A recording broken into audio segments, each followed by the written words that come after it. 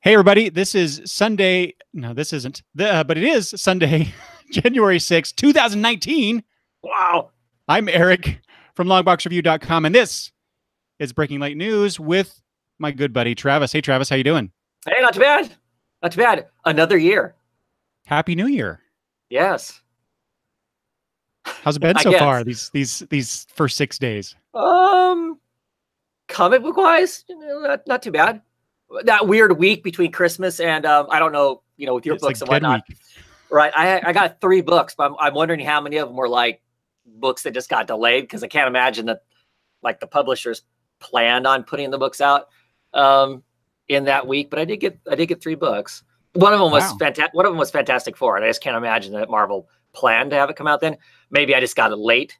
Maybe it got shipped to me late. I don't know. But is that the wedding issue? Yes. Yeah. Yeah. I've dropped that book. Oh, you have? Yeah. I thought about it. I don't care. That's my problem. I know, right? Not to get sidetracked, because this has something to do with news. but this whole beginning of this new Fantastic Four is written, I would assume it's written as if I had been a longtime Fantastic Four reader, and I'm just thankful as all could be that Fantastic Four is back. I am not a longtime Fantastic Four reader. I've read little bits and pieces here and there, or I've read the weird stuff like By My Fraction or whatever. So for me, I'm not deeply invested in any of these characters. I need to figure out a way to be invested in them, and this wasn't any kind of an investment. So this whole wedding was supposed to be a big deal. I get weddings are a big deal. I mean, I get that, but I don't care about this wedding. This would be like being invited to my wife's remotely random person that she knows at work cousins getting married, and I went to the wedding. Why did I go? So what you're telling me, Travis, is that you don't have a romantic bone in your body. That is not true. If it would have been something that I cared about, then it'd be different. Mm-hmm. Otherwise, you don't care about Ben Grimm's happiness? No, I don't. Wow. Why? Why would I? The book hasn't given me the first 3 issues or 4 issues, whatever it is, hasn't given me a reason to. Dude, it's the Fantastic Four. You don't need a bunch of preamble, a bunch of setup for it. You already know these characters and what they're about. Okay. Well, that's probably a conversation for another episode. But yeah. So we are here to talk about the news in the comic book world for the last 2 months of 2018, November, December. Travis could not make our November monthly news talk, and that was okay, because there's really, despite how many things I put on our list, Travis, there really wasn't a whole lot going on, especially in December, which is, kind of par for the course. It's the holidays. You wouldn't expect a lot of comic book news to be coming out. So, it's probably a good thing that we were able to consolidate 2 months worth of discussion, right? In this episode. So, but I did want to, since we already started off on a tangent, I did want to touch on this because first, before we get into the news proper, because a rare event happened within the last week. Travis and I, along with our good buddy Greg, we all went to the movies together. Is this the first time that we all 3 went to the same movie together in decades? Since high school, yes. Yeah. Okay. Probably since no, never mind. I won't even say that. Yeah. So it was New Year's Day, right? This last Tuesday. So New Year's Day, I got this idea. Hey, if you, because I've been hearing great things about Spider-Man Into the Spider-Verse, the animated movie, and everybody that I follow on Twitter, people I'm listening to on other podcasts who have seen the movie, they are just talking up this movie like it's the best thing since sliced bread. And they kept, others were saying, you got to see this in the movie theater. and specifically, you should watch it in 3D. I'll talk about that in a second, because I think we were, but we weren't watching it in 3D. So I sent an invite to Travis and like I said, our friend Greg, and both of you miraculously were able to go. I thought, well, that's the coolest thing ever. So we go to the movie, see Spider-Man Into the Spider-Verse. You were, I don't know if you are now, you were a huge Spider-Man fan. Mhm. Spider-Man was the two of the three first comics that got me into the hobby. To 4 decades now. Holy crap. 4 decades ago for me, to the point, where I'm doing the show now.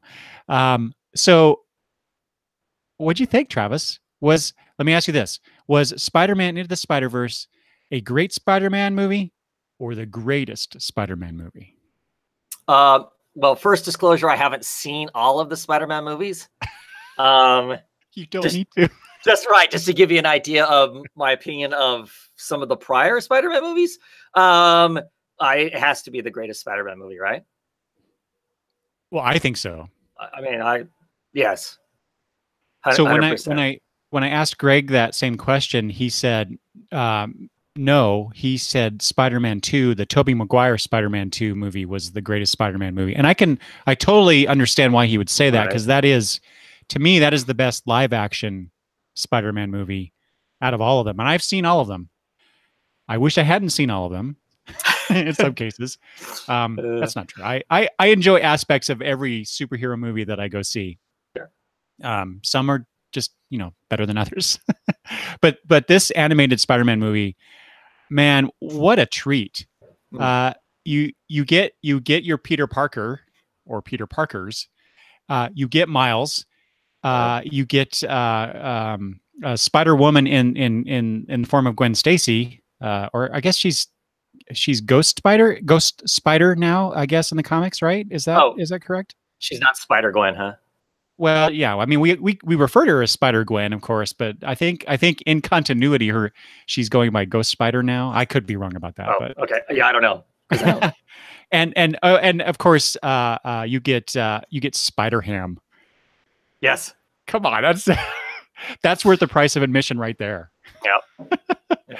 And just so you get this wonderful. I mean, the movie. I'm not going to go into a lot of detail here because I encourage people to go watch it. You get it's mostly told from the perspective of Miles Morales. Well, no, not mostly. It is. I mean, it starts off with another version of Spider-Man, but quickly moves into this is Miles's movie, and it was really cool to see him take the spotlight, and you get all these other Spider characters. These multiversal Spider characters, which I totally dig the whole multiverse aspects of comic books and superheroes in particular. And so it was just a treat to see all that stuff. And then how inventive the animation was, where there were certain parts of it where it looked like it really was watching a comic book come to life on the big screen. And I've said that before about other movies, live action superhero movies that you and I have seen. But this really was that. I just dug it. It was a great movie, and people should go watch it. I'm taking up all the airtime here. What were your thoughts on the movie, Travis? Oh no, I mean I really enjoyed it. And I agree with you. Any statement prior saying this is like the comic book, no, not in comparison to this, with the animation style that was used and whatnot, with the the hints at dots and stuff that's in it. No, I really enjoyed it. I don't know that I got as much out of it as I've seen some other people talking about it. But yeah, it was a lot of fun. I guess I left the theater pondering a lot of stuff about it. It was a great movie. It was a great movie. Just the storyline and what they chose to tell your average viewer and not was interesting. Mm-hmm. There's deaths in it, for instance, and I find those interesting, and I get, like I said, I get how that all works, but they don't tell the general audience that. And of course, they don't tell the general audience that because I think it would be confusing. The fact that this is a different universe, technically, right? I mean, it's not, it would not be considered in the comic books anyway. It's not considered the proper universe, right? So so for me as a comic book reader, I leave the theater milling that stuff over in my head going, huh, that's interesting that they would, you know, that's how they're doing it. But no, it was great. I mean, I'm on board for what's the next one? When do we get it? You know, I want another one like now. yeah. So it was that good. Yeah, for sure. And there was a couple I'm gonna transition to into the top news item, Travis, which is apropos because in the movie and boy, that it was kind of a punch to the gut, you know, because Stan Lee made an appearance in this. And then they also did at the very end, they had a little card, you know, dedicating the movie to Stan and Steve Ditko for their contributions creating Spider-Man. But yeah, it was just like, you know, when Stan Lee showed up on that, you know, this, considering that he died almost 2 months ago now. Yeah, I don't know. I guess I kind of got a little choked up about it, and I normally don't for things like that. But it's just, I don't know. It was, I guess I was surprised to see that he was in it. I don't know why. I didn't think he would be, because he was in everything, and actually, I guess I think we're going to see him in a few other movies as well. You know, before, you know, whatever they filmed, he you know, or will film. You know, obviously he's not going to be around for. So, but anyway, you know, I wanted to touch on this, and this is very old news, of course, but you know, everybody in the comic book world knows this already, but you and I haven't talked about it. So I wanted to, and I've touched on a little bit on previous episodes of the show, but you know, like I said, Stan Lee died almost 2 months ago. What were your thoughts about that, Travis, when you got that news? Well, I mean, it's a time. I mean, I guess it's a time to reflect back on everything he did for comics. And I'm not the biggest Stan Lee fan for a number of reasons. You know, exploring, you know, comic credit and who got credit for what and who really did what, sometimes would sour my opinion, you know, of the guy, as far as, you know, who, you know, he is lauded as being the mastermind behind all this stuff. And it, you know, like I said, lots of times it feels like there were a lot of other people that were involved. But I still have to acknowledge what he added to comics. He added a lot to comics. You know, if not in the true hard creating of a entire universe of characters that we all read and love, he at least was the showman to sell all of that stuff. I mean, it's an important part of it, because if that wasn't there, it doesn't matter if, you know, if Ditko or Kirby or whoever is actually creating these things. If there isn't somebody to sell that, if there isn't somebody to, you know, to put that out there for us to actually make it something that we want to see, then we wouldn't have any of this stuff. So I mean, it's a big deal. You know, there's clearly not going to be another Stan Lee. I mean, there won't be. I mean, no. You know, kind of a thing. He definitely was one of a kind. Right. And the nicest guy. You know, I say his handlers aren't very nice, but it's in my prior experiences at cons. But he was always extremely gracious of all of his fans, and I mean, even to the end. And to me, that's awesome, because I could see where pretty easily at some point in your life you get tired of that. But you know, he embraced all of that, and that's awesome. Did you ever get to meet him, talk to him directly? No. Me either. His handlers kind of made me not want to do that. The first con I went to, where they had him at the time, he was close to other stuff that was going on, other lines that we were in and whatnot. And you could see him. He was fairly close to where we were. At the time, they didn't have that stuff separated that far.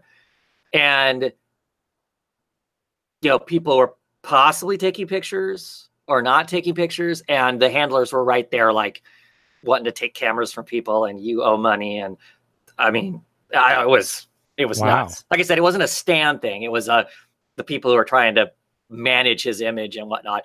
One line for whatever I was in line for to get signed or to buy. I think it was something I was going to get signed, by a lowly comic book creator. Our line curved right next to, so it butted up next to Stan's place, and you could see. I mean, Stan was like 3 arms length away, and they just knew that we were stealing pictures or something. Mm-hmm. Okay, whatever. Anyway, but no. Yeah. I first saw Stan Lee live and in person in 1996 when the first and only time I went to the San Diego Comic-Con, and I think they had some video games or something there because Greg and I went. We had an opportunity to go, right. And then he was really interested in it was either video games or some sort of computer animation or something like that, and I just happened to be, with him, and I'm looking off to my right, and I see this entourage, all these people just kind of walking very quickly through this area, and in the middle of that is Stan Lee. I'm like, I tap Greg on the shoulder. I'm like, it's Stan Lee. So that's one memory that I'll always have. And then of course I saw him at one or two cons where he was. I think it was one of the Emerald City Comic Cons that he was at, where I actually went and went to his panel, and because I just you got to go see the guy, you got to listen to him talk, and so I never actually got to one-on-one say hi or thank you or anything like that. So it's one of those things about these comic creators, especially the ones that are starting to get up there in age. I don't know. I want to at least go up and say thank you for your contributions, and I won't ever have that ability with Stan Lee. So it's sad, but the nice thing about the stuff that he and others that he worked with created is that stuff lives on, right? And we get to enjoy it, continue to enjoy it. Future generations get to discover and fall in love with this stuff too. So that's a very great legacy for Stan and others. So, all right, we got some comments here about this. So, Damien said, which I like this. My new thought on Lee is that he created the modern world of fandom that we live in. We are the true believers that he practically imagined into existence. Oh, yeah, very good. That's a very well put thought there, Damien. And Ghost Critic here says, that's what I've always said about Stan being the showman of Marvel. Without him, I doubt the likes of Kirby and Ditko would be the legends they are today. That's a good possibility. That's true. I mean, yeah, Lee sold this stuff and sold it very well. Yep. That's for sure. Yeah, and Ghost Critic also says that Ditko was a recluse, by choice, and so he's not as well known.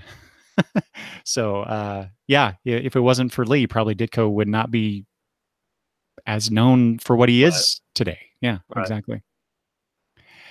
Damien, I don't know about this, Damien. I also think of him as the greatest editor in comics history. I have to ponder that one. I don't know. I want to say Julius Schwartz might make a run, have a run for that, but it's hard to say because Lee was such a showman. So anyway, well, yeah. Those are good thoughts, though. I hadn't thought about those particular angles. So thanks, guys. All right, let's move on with news. Some stuff from DC here. Before we get to the next thing, because that's really what I've been waiting 2 months to talk to Travis about this. But first, I thought this was interesting. They had we talked about this before about the whole Batwing issue with Travis. What's the name of the book? Batman. What's the name of the book in which the Batwing appeared?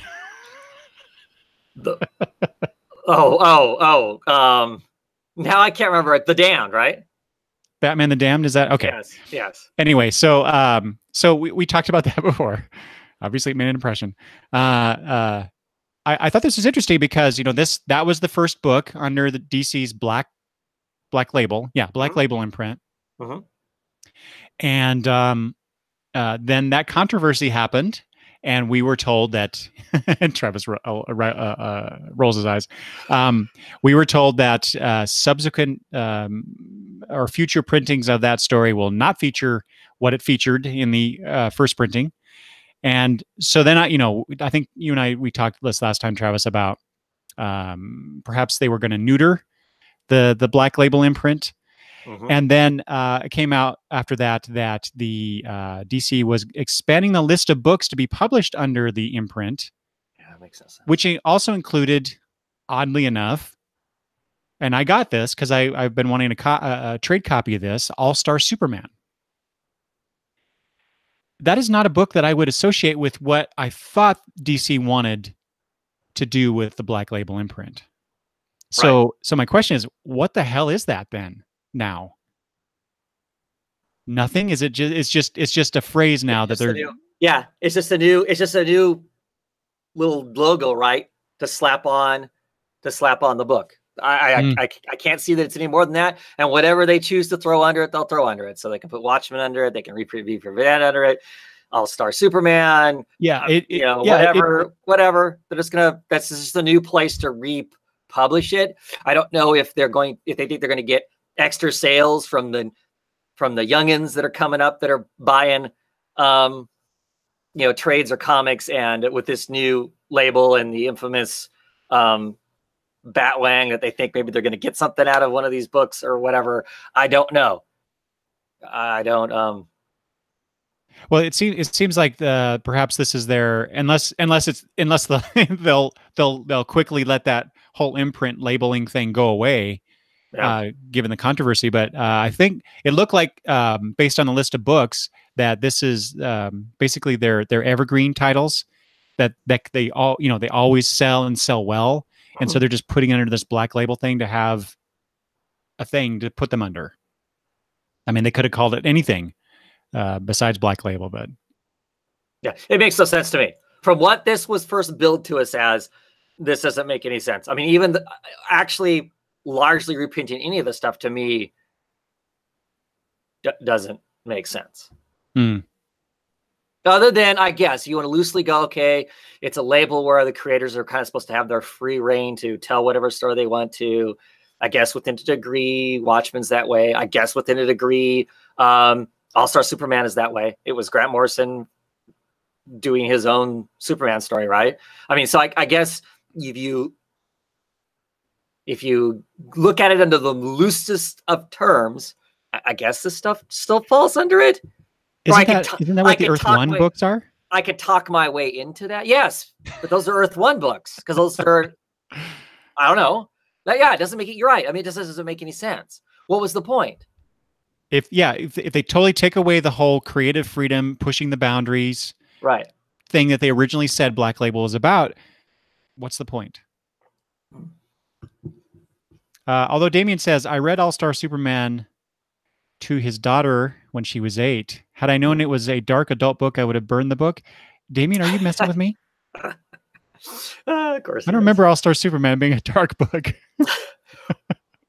Well, I guess Damien's assuming that all the Black Label books are dark books. Yeah, I kind of thought that's what they were going to be too, to some degree. Oh, I guess I didn't assume that, because I guess I wasn't going to assume that the Kelly Sue DeConnick and Phil Jimenez Wonder Woman or Amazon book was going to be dark. Oh, that's true. Yeah. I never assumed that was going to be the case. Mm-hmm. I don't know. It's hard to say now. Who knows what the hell they're going to do with it? I'm still curious to see how many of those books we actually see. Yeah, exactly. I speaking of the Phil Jimenez Wonder Woman, I know he's working on it. I saw some stuff on Twitter from him about that, and he, praising working with Kelly Sue on the book. So, but then again, how many stories have we heard about stuff where people? I mean, we even talked about it, I think, in the last news episode about something that was started and they canceled it. Right. Oh yeah, it was the Chelsea Kane Vision part 2 thing. Right. See, that's what I thought too. Damien is saying that he thought that they were supposed to be adult books. Yeah, right. Yeah, exactly. More adult stories.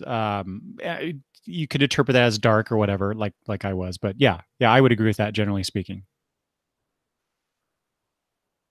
So yeah, Ghost Query said, are we saying there are to be no more characters within the Black Label umbrella? No more characters. I'm not sure what you're meaning there about that. News stories, he means. Okay. Well, yeah, right. It's right there. Sorry. That's what I'm questioning. How many of that supposed 4 or 5 that they floated out there saying, "Hey, we're going to do this." Are we going to? I mean, I don't know. Well, that's exactly why I put this on the list to talk about, because that's kind of my thought, was that they may not be doing any new stuff. But the whole controversy didn't hurt sales, did it? I mean, did people just go, "Oh, forget it. If I'm not getting more Batwang throughout this book, I'm not getting the rest of the issues"? DC, we give you more Batwing. Well, I don't know. Well, no, certainly. I mean, I really liked issue 2 too. I thought issue 2 was awesome. So I heard that first issue, that first printing, was going for like a bajillion dollars on eBay and stuff. So obviously people are wanting it. Yeah. I'm sorry, say it again. I didn't quite hear you. Yeah, the secondary market for that book is crazy. So yeah, I'll be interested to know, to find out if in 5 years, 10 years, if we're finding that first issue in like the dollar bins, or I guess down the road there'll be $5 bins. Right. Okay. Yeah. Inflation. Okay. Moving on, Travis. Sure. Let's go. All right. So like I said, I've been so excited to talk to you about this, because Dark Horse has announced that March 23rd, only a mere 2.5 months from now, Travis, is Hellboy Day. How excited are you for Hellboy Day? What? I mean, I like Hellboy. I like Hellboy. I like Hellboy a lot. I mean, I don't know. It's Hellboy Day. I know. I just even keel. I just sucked all the fun out of that, didn't I? I know you did. I have been anticipating this raucous discussion about Hellboy Day with you for 2 months, and you give me this. But thanks a lot, buddy. But Hellboy hasn't been a whole lot lately, though. Well, I know, but I mean, everything about Hellboy is winding down, other than a new movie coming. A new movie, 25 years of the character. Come on, that's a big deal for an independent publisher. This independent independently created character. Come on, man, you should be more excited about this. Well, I would be if they weren't winding the whole thing down. I mean, that's my problem with it. It would be like if they told you they were literally going to retire the Batman character, and then this is his 75th year or whatever.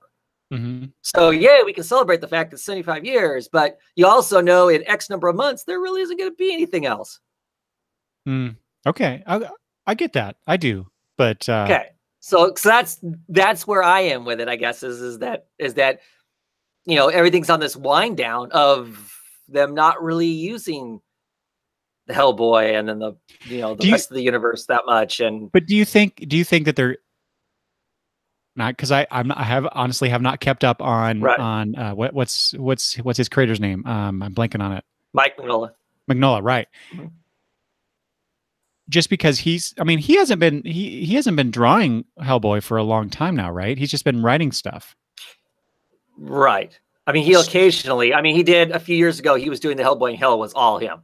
It was all him doing it. Yeah. And that's when he decided he was retiring from comic books in general. He just wasn't going to do comics anymore. So he cut that story short.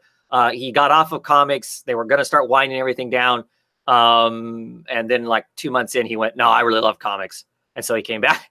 And so he came back to comics. But like they're still going to pull the plug on the BPRD comic. It's still going to end.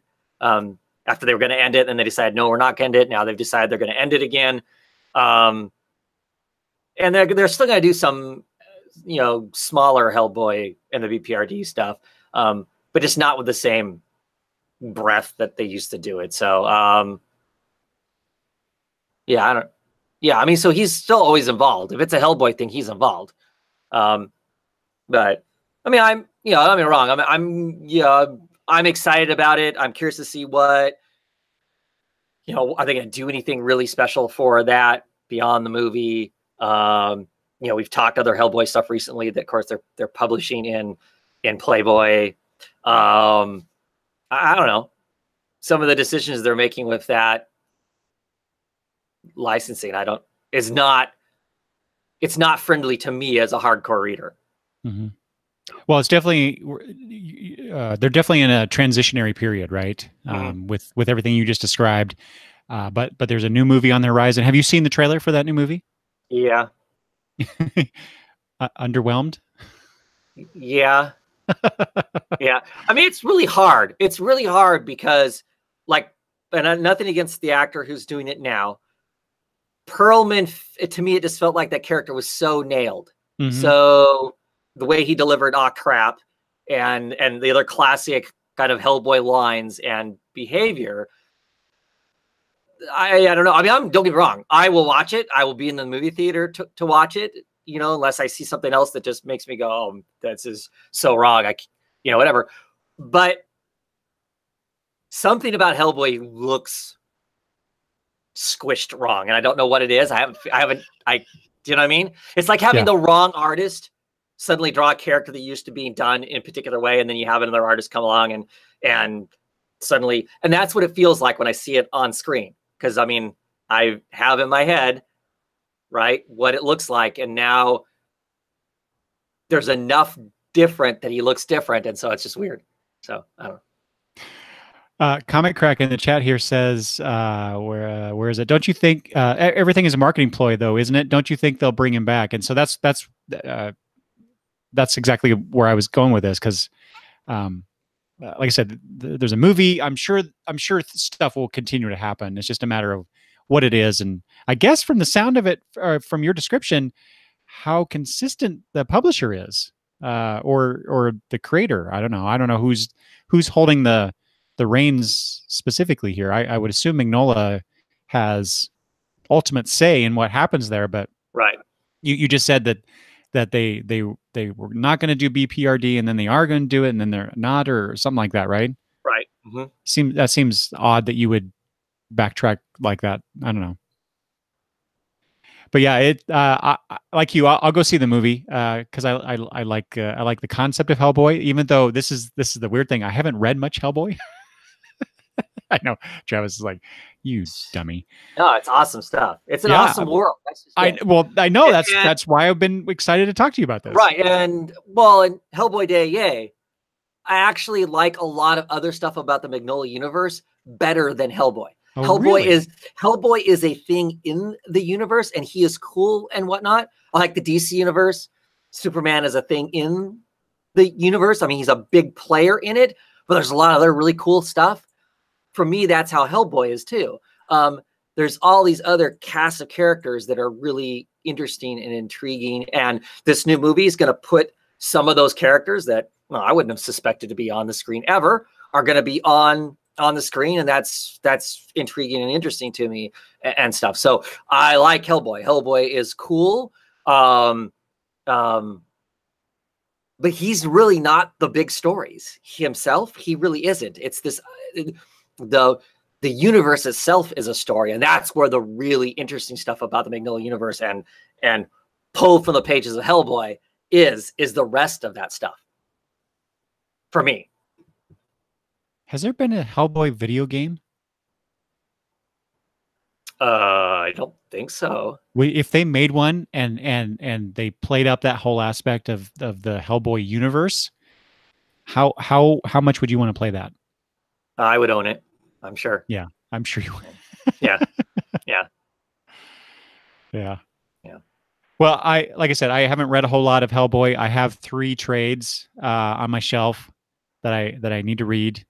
So maybe I'll do that in observance of Hellboy Day coming in March. There you go. Awesome. Uh, okay, something that I'm excited about. Probably you are not, Travis, given your love of comic book events.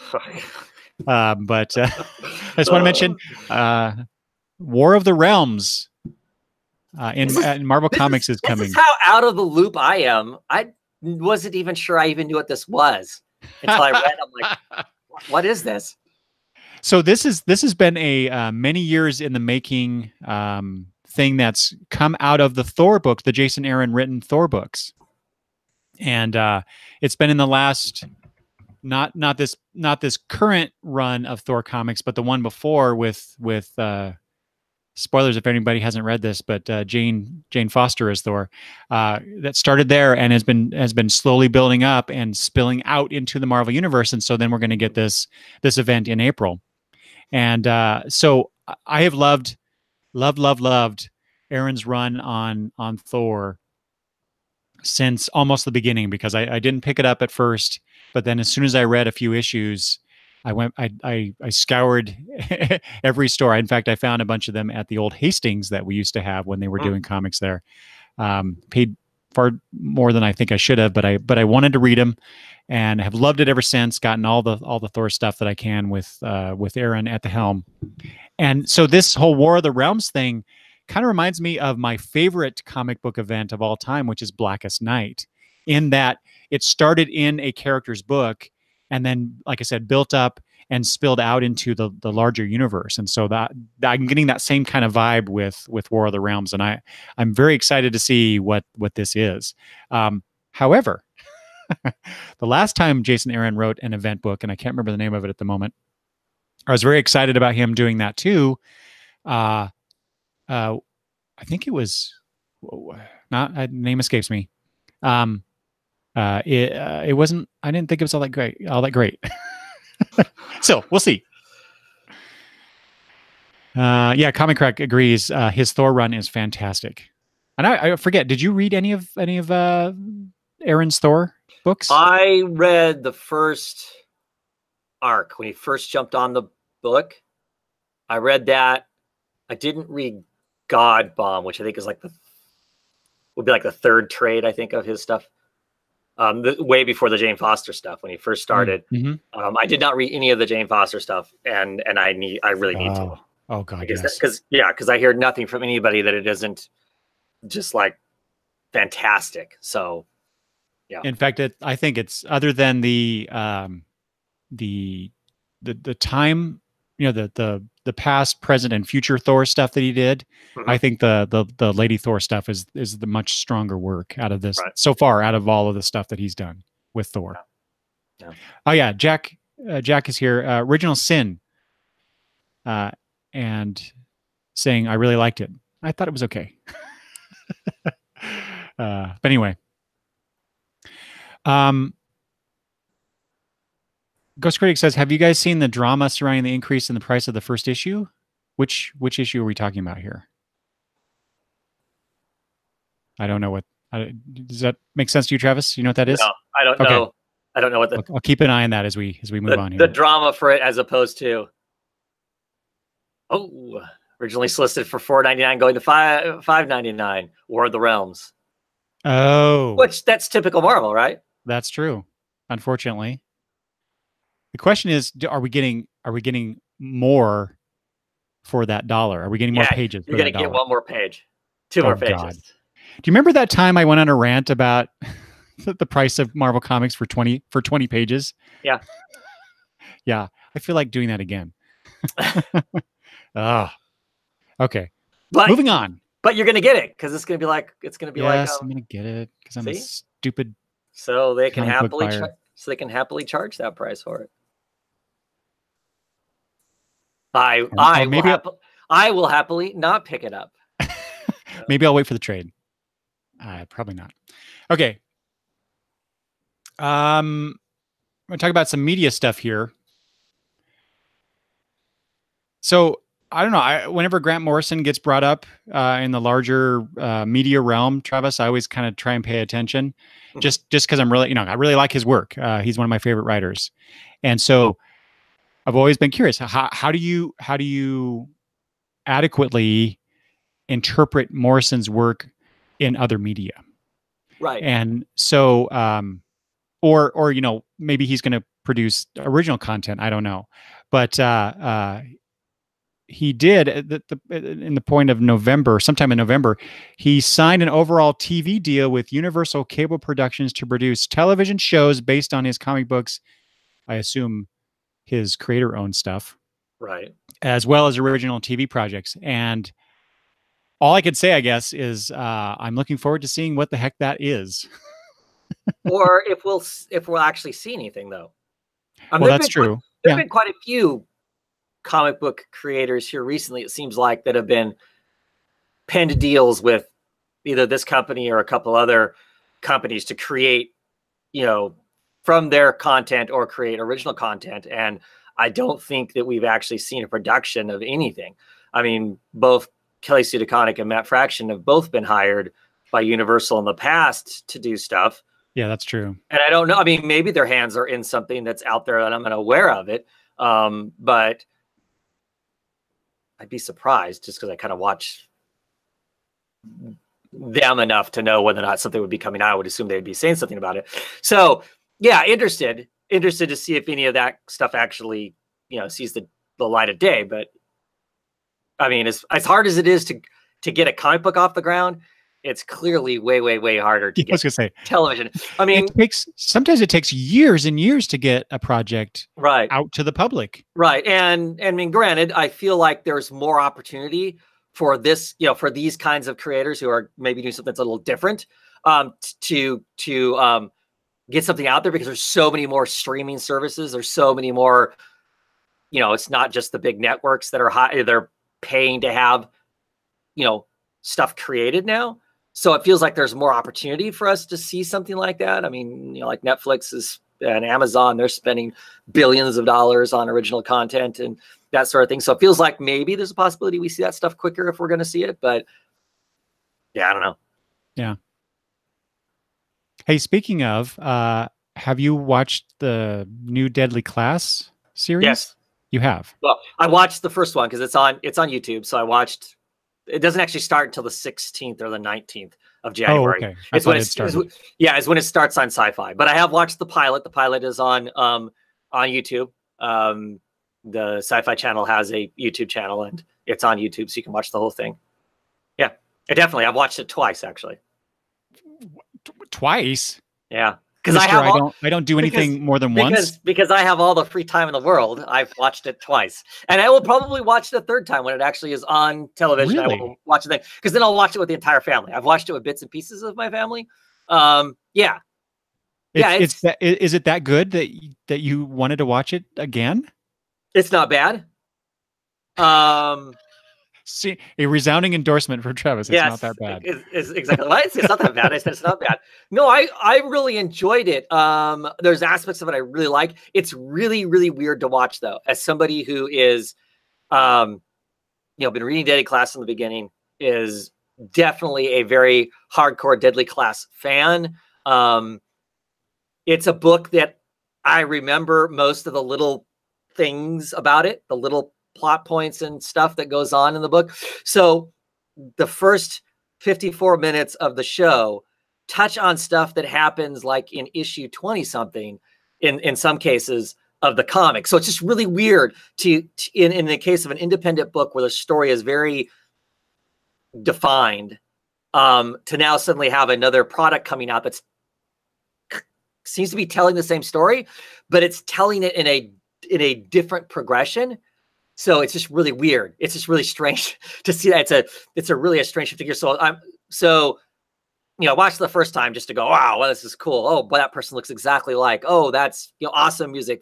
There's great music in it. Rick Remender is heavily involved in it. So it really comes across as being his book, which I think is really cool. And then the second time I watched it, it was more of like watching it and going, ooh, wow, they pulled that piece in, and that piece is from, like I said, way in the future of the book. I mean, they're showing the rat skeleton in the box in the first 20 minutes of the show, and that doesn't show up until much later on that they're implied that they're rats. And I don't know. There's just aspects of it that make me.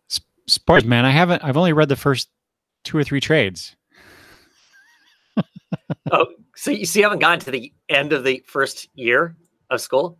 I don't think so. Oh, you'd know.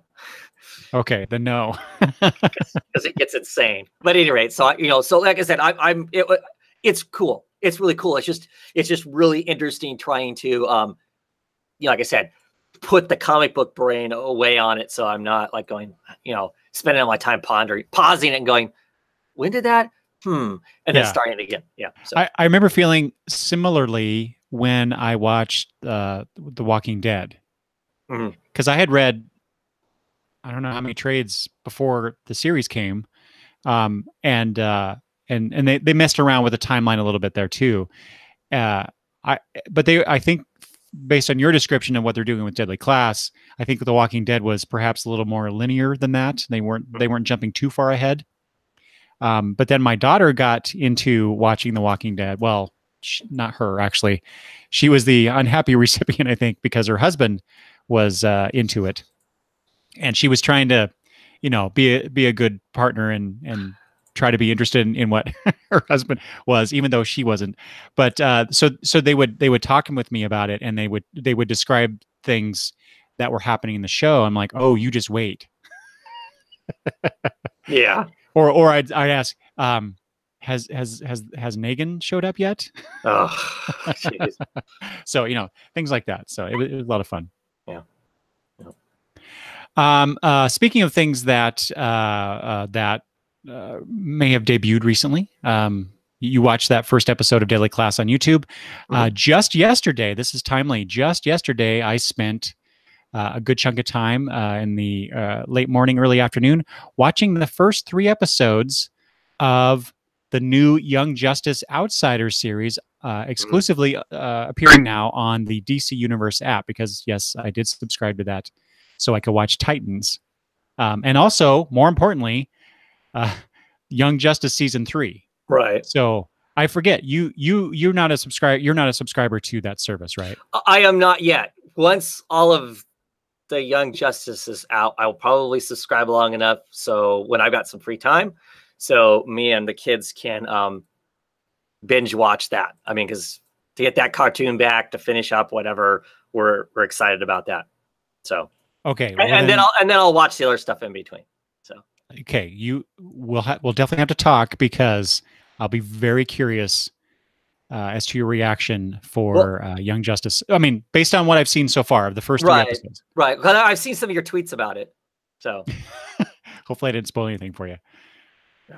I tried not to, but because it's interesting. I will say this, because originally I put this on here because it was news that January 4th was the debut of the series, but we didn't talk about it in November. And so what I was going to say then, and I'll say it now, was that the trailer for the series left me a bit whelmed. And if you know the Young Justice, Robin in Young Justice, you know what the importance of that word is. I was not impressed by that trailer, which I was like, oh no, they broke it. They broke one of my favorite animated superhero series of all time. But I will say that the first 3 episodes, it's better than the trailer leads you to believe. And I'll leave it at that. It was certainly nice, though, to revisit that universe after so long an absence. I was gonna say that's part of it, all right, is just the having that much time between seasons. Mm-hmm. Yeah. How do you recapture what you were doing before? And can you? Exactly. And yeah, I can't wait for you to see it, because I have things to say about it, but I won't say it. I won't say them here. But anyway, but my question to you, past Travis, when we were going to talk about this initially, was Young Justice a reason for you to at least subscribe for the first free month that you get? And it sounds like that. Yes, the answer is yes. Yeah. I'm actually kind of dragging my feet, waiting until February, right? Because February was supposedly when Doom Patrol releases too. Oh, that's right. So I can try and get it all in at one time if I can. So. Oh yeah, we definitely have to talk about the Doom Patrol episode of Titans for sure, because I think you would like it to some degree. You would appreciate certain aspects of it. Okay. So do you plan on watching Titans as well? Getting through those 10 episodes? Well, I figured that once I've had the app, I'm gonna try and watch as much of everything as I can. I mean, my priority is going to be, the Young Justice, book, cartoon for sure. Then I haven't decided whether I will just go to that episode of Titans so I can see the Doom Patrol piece before I then jump on, before I can, check out the actual Doom Patrol book or not. I don't know. So, or the actual Doom Patrol show. We'll see how that all, how I fit that all in amongst my busy schedule. I know. We'll so, yeah, no, I was just thinking about that with work, your own comic book videos that you do on YouTube, the gaming that you do, because I know you're trying to get through Red Dead Redemption 2. Our small group Sunday night things. Yeah. So yeah. So I mean, so where does the DC shows fall in comparison to like all the superhero shows that's on network television? The CW stuff. Yeah. What do you mean? In tone, in production value? What? Well, kind of all around. I mean, am I looking at the same basically sort of thing, except they can be edgier if they want to because they're not on network television? Or I would definitely say they're edgier. I don't. It's not that kind of corniness that I associate with the CW shows. Right. The extra drama. That kind of drama is not there. There's a little bit of that, but yeah, it's more. They're definitely going for more of a again an edgier vibe, I guess. Okay. I'll tell you this.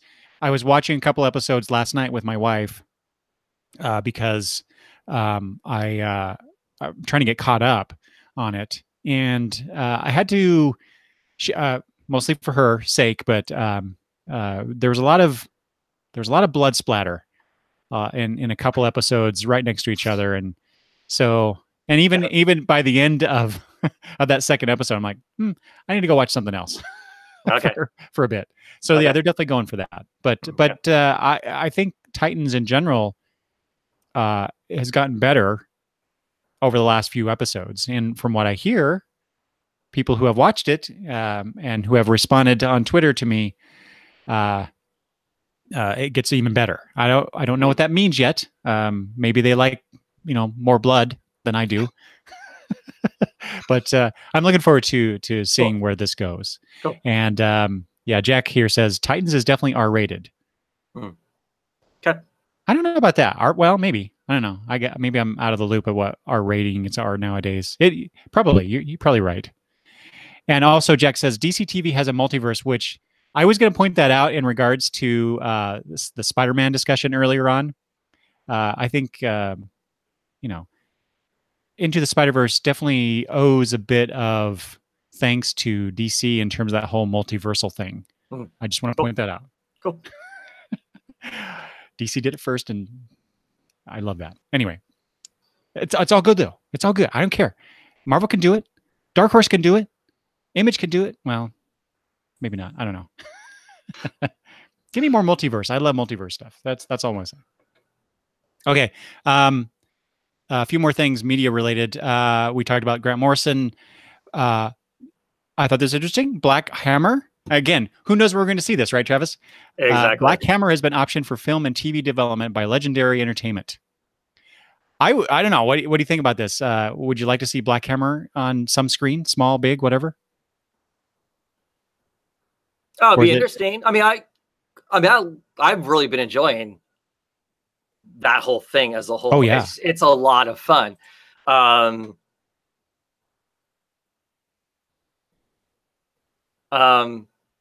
So they get away with stuff in the small print of Black Hammer. Do they get away with that on the big screen though?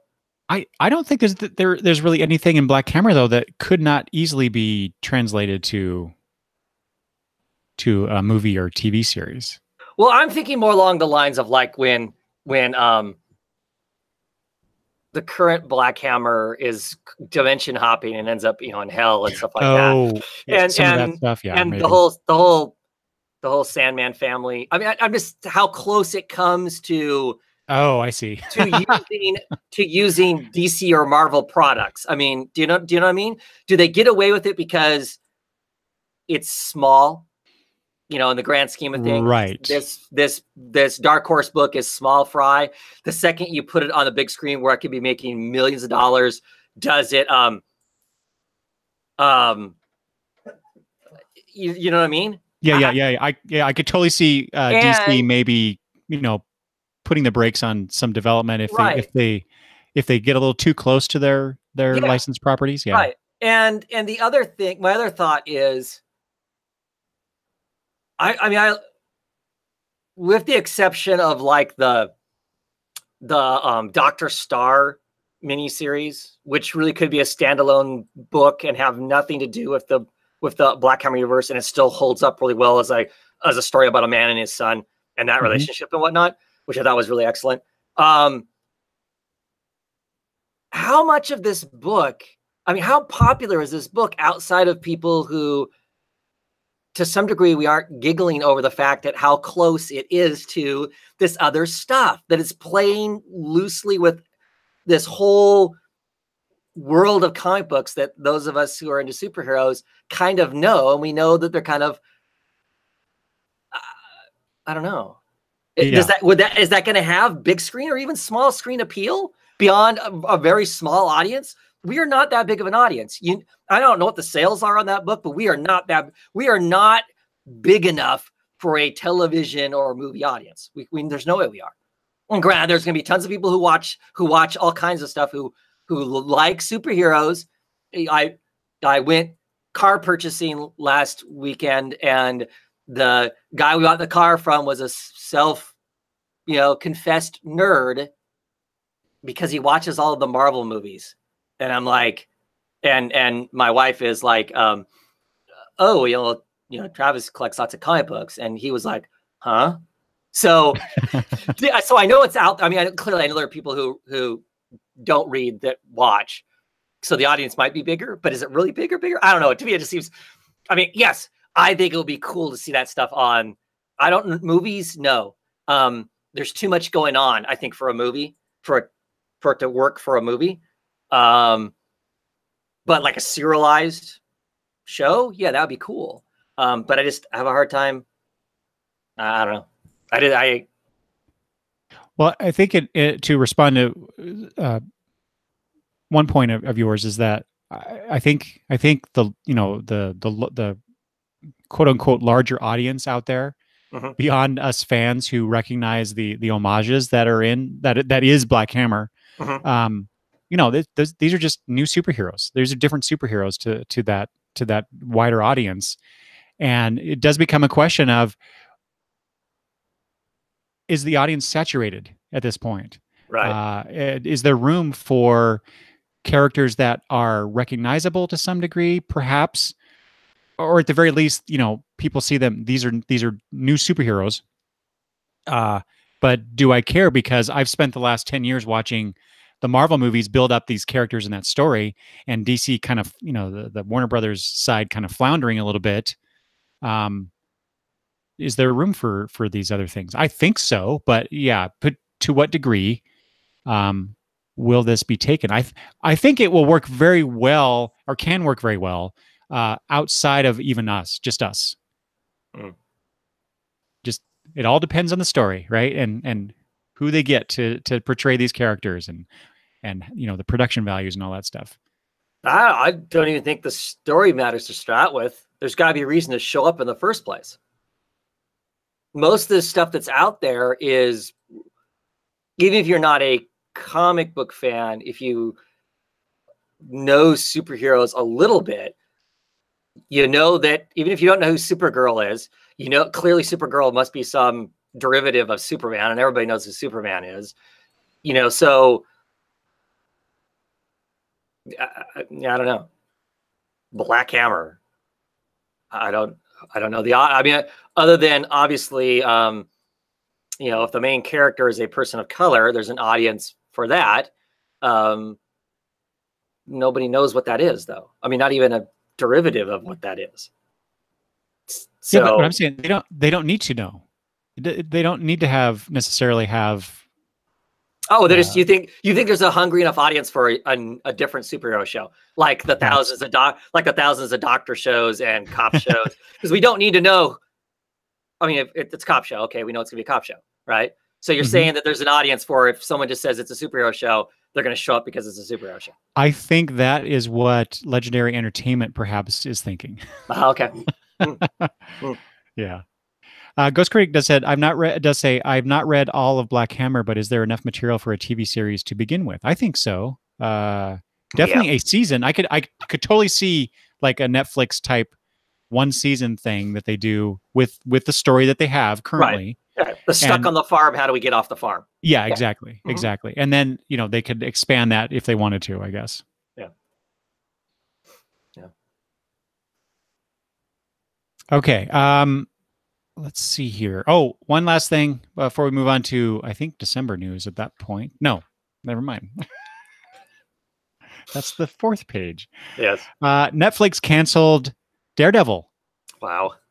No season 4 of Daredevil. And I will say I've only watched the first season, and it was great. All I've heard is how the third season was even better. I am a third of the way through the third season right now, and it is really, really good. Is it? Yeah. So, I mean, what the hell? What if I mean, because you know, it seems to have garnered a pretty positive viewer and critical response. Why would you can't? Of course, that's the eternal question for anything that gets canceled on television, right? Especially things that get that kind of vibe. Why would you cancel Star Trek? Come on. So yeah, I don't know. Is this a bad thing? Is this a bad portent to come for the Netflix Marvel stuff? I mean, isn't the only thing that they haven't canceled now is Jessica Jones officially and no, it's canceled. Punisher? Punisher, there is a season 2 Punisher because we've started seeing stuff coming for it. But my assumption is it's gone after this season. Yeah, and all of the Marvel stuff is gone then. Yeah, it's interesting. I mean, I don't know how much that is foreshadowing of Marvel's going to attempt to do it on the Disney thing. Well, that's that's what a lot of people are saying. You know, how much of it is that? Were the other shows not successful enough and Daredevil's getting too expensive? You know, the actors asking for too much. You know, there's all that, all that stuff. So, or do they really think that it's, I just can't believe that,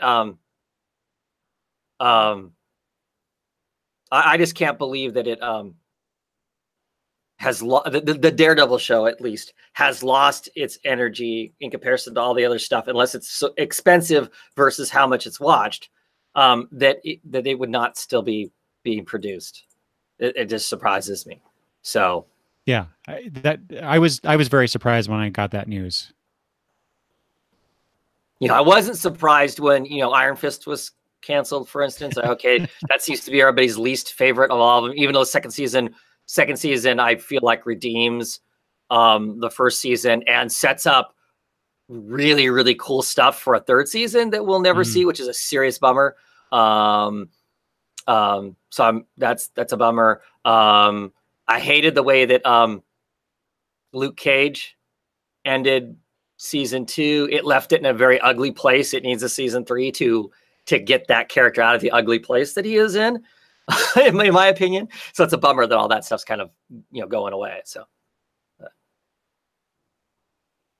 Well, and I won't be picking up, as much as I enjoyed all these shows, I will not be picking up a Disney streaming service. If I'm not getting a DC streaming service, there's no way in hell I'm picking up a Disney streaming service. So, but Travis, you can watch Mickey Mouse and stuff. Yep.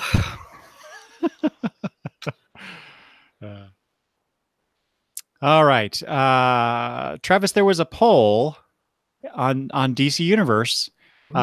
This is apropos, considering that we just talked about, or we touched on Titans, and it's extremely timely because I just watched this episode of Titans last night. This is the episode that is titled Jason Todd. So hopefully I'm not spoiling anything for you. Okay. No, that's cool. I know. Don't worry about it, man. There's nothing you can talk about that's going to like wreck that for me. So, but so there is there was this poll on DC Universe. So as of this is as of November 26th, there was a poll. If you could rewrite the history, do you remember the voting for Robin, that telephone number that we could call? Yeah. So it says, if you could rewrite the history of 1988's Batman Death in the Family poll, would Jason Todd live or die? And I remember, we bought those issues, right? I did. You did too, right? Oh yeah. Did you participate in that poll? I couldn't, because I lived in an old timey place where I had a rotary phone, and a rotary phone, you had to have a push button, and we didn't have a push button phone. So no, I did not vote. Well, and how would I have voted then? Well, before we do that, okay. I didn't, because it cost, back then, boys and girls, when you dialed a 900 number, which I think that's what it was, it cost you money. They charged your phone bill for that, and my parents would not allow that. However, how much was it? Do you remember? I don't remember. I'm gonna have to go. I have to pull out the issues and see. I have to look, because it was more than a comic book, and I'm curious to know. It was. If it wasn't, it was pretty close. Yeah. But so my parents would have lost their minds too. I know. You did what? Both of ours. But had I the opportunity, I would have voted no. At that time, I thought Jason Todd was not Robin. He was this other thing masquerading as Robin, but it was an interesting way to tell a story, to have a different dynamic between, pardon the pun, between Batman and Robin. So I would have voted no. What about you? What would you have voted? I would have voted to have him killed. Oh, of course you would. Not because I hate the character. I mean, because he was. I have gone back and read a bunch of those recently as I was rebagging stuff and whatnot. So I kind of perusing through them. I appreciate those stories more now than I did then, just because whatever. But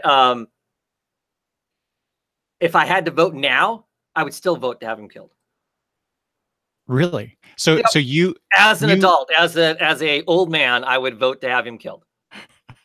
I would too, because, well, no, I wouldn't. I would not, because then we wouldn't have the stupid Red Hood character. Anyway, moving on. So you'd be in the minority. Yes, I would be. I see that. So that poll, as I said, November 26th, 27% of the people voted don't live, and 73% voted that he would live. Is that just because, but way back in the day, only the cynics had money? Maybe. Or the cynics. You're talking about the bloodthirsty. Well, that's, yeah. Well, angry people in the world. I mean, and see, for me, I would vote to have him killed, because I think that's an interesting story that you, and is an interesting albatross for Batman to carry from this point forward. I think there's interesting stuff that can be said and told, and we would never get that if that didn't happen. Totally agree with that, until they brought him back. They totally undermined that whole concept when they brought Red Hood into it.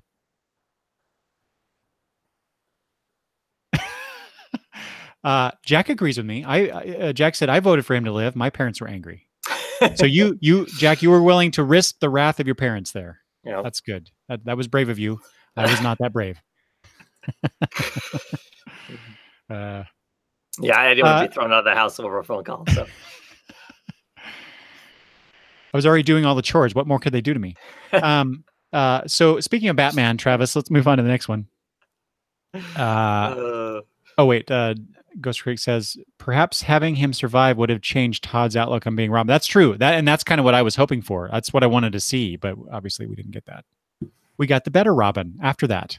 Right, Travis? No, the worst Robin ever. Oh, sorry, I'm trolling Travis now. Oh. Speaking of Batman, so it was, I think it was in was it December's previews where they solicited the Batman Flash crossover? Yes. The Heroes in Crisis tie-in thing. Yes. So okay, that was my question. So we're both getting the Tom King Batman, right? Mm-hmm. You're still getting that? Yep. I'm loving it. I think it's one of the best mainstream superhero tales that I'm reading right now. Will you be getting this little interlude, because Tom King's not writing those 2 issues of Batman?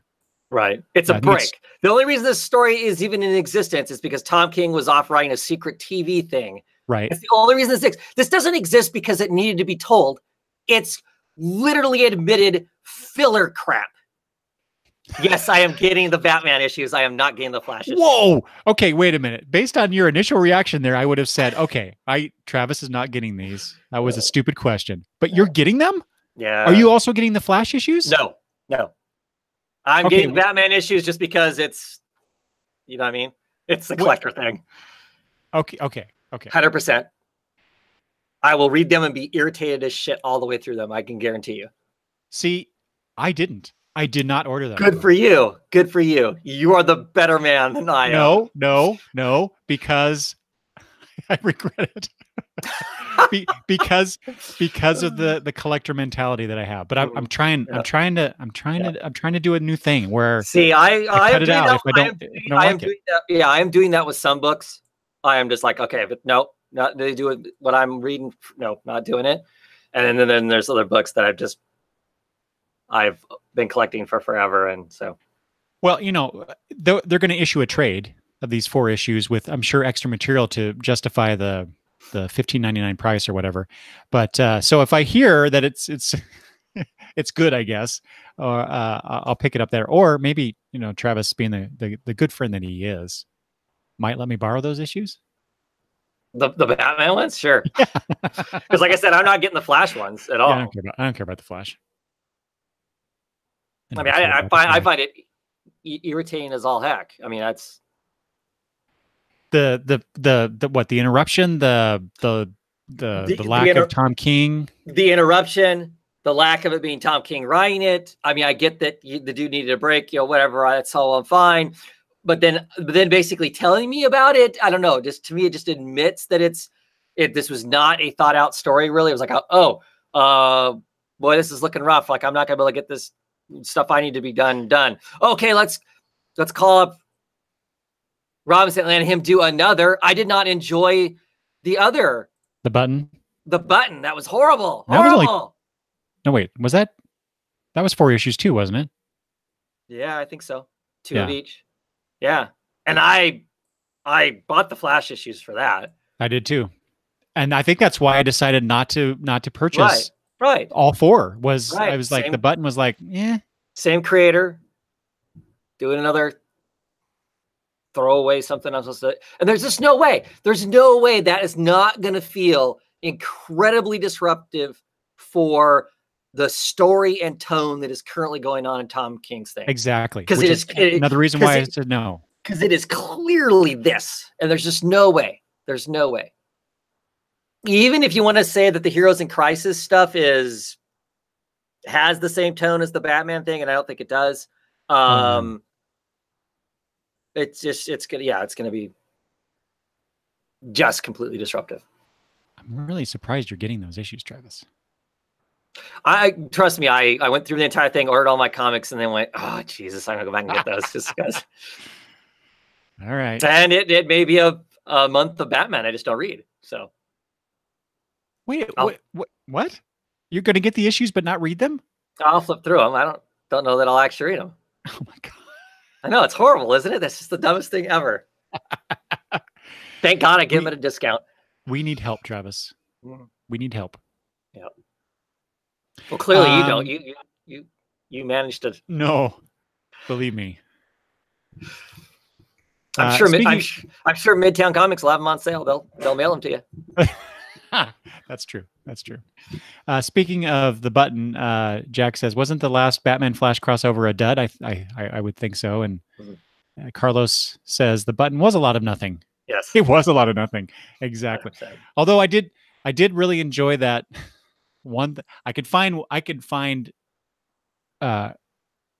gold in anything, I think, because I really like that one Flash cover featuring the Golden Age Flash, the Jay Garrick Flash. Mm-hmm. I love that cover. I thought it was a nice cover. Mm-hmm. Everything else about that whole thing, Okay. I was going to try and transition somehow into speaking of things that are ending, but that doesn't quite work. Oh yeah, I'm interrupting my Batman run. That's the connection here. It was recently, DC Nation, the magazine that we've been getting for free if you ordered it from DC. It's ending. It's ended with the last issue, I think, that we actually got. Mm-hmm. Did you read those? Did you get those and did you read them? I ordered the first one and I just been getting them. I haven't ordered them. I don't click a button. I don't click a button anywhere. They just send them to me. So that's something that our provider gives us. Okay, I couldn't remember if I did the same thing. Yeah, it's just free material. Now, do I read them? No. They sit there and I go, oh, I'll thumb through that at some point, and then I don't. So I do flip through them to see if there's anything interesting, and mostly what I have liked about them has been the small articles and interviews with creators about their craft. Everything else is, it's just it's just marketing. Here's this book, and here's this interview telling us from the creator why we should read that book. Well, I've already decided if I'm going to read that or not, most likely. Yeah. But the craft stuff I have liked. I just thought it was interesting that they're ending that, mostly because I wasn't sure why they were doing it in the first place. Exactly. What their goal was, what they were trying to accomplish with it. Because anytime we see a magazine like that, I mean, Image Plus was essentially the same thing. Did Marvel do one? Was Marvel doing one? I can't remember now. But not that I remember. Yeah. They all seem, they all get published for a while and then they quickly go away. So I don't know. Well, here's my thing. To me, the DC Nation thing feels like the extra stuff that's loaded into my comic.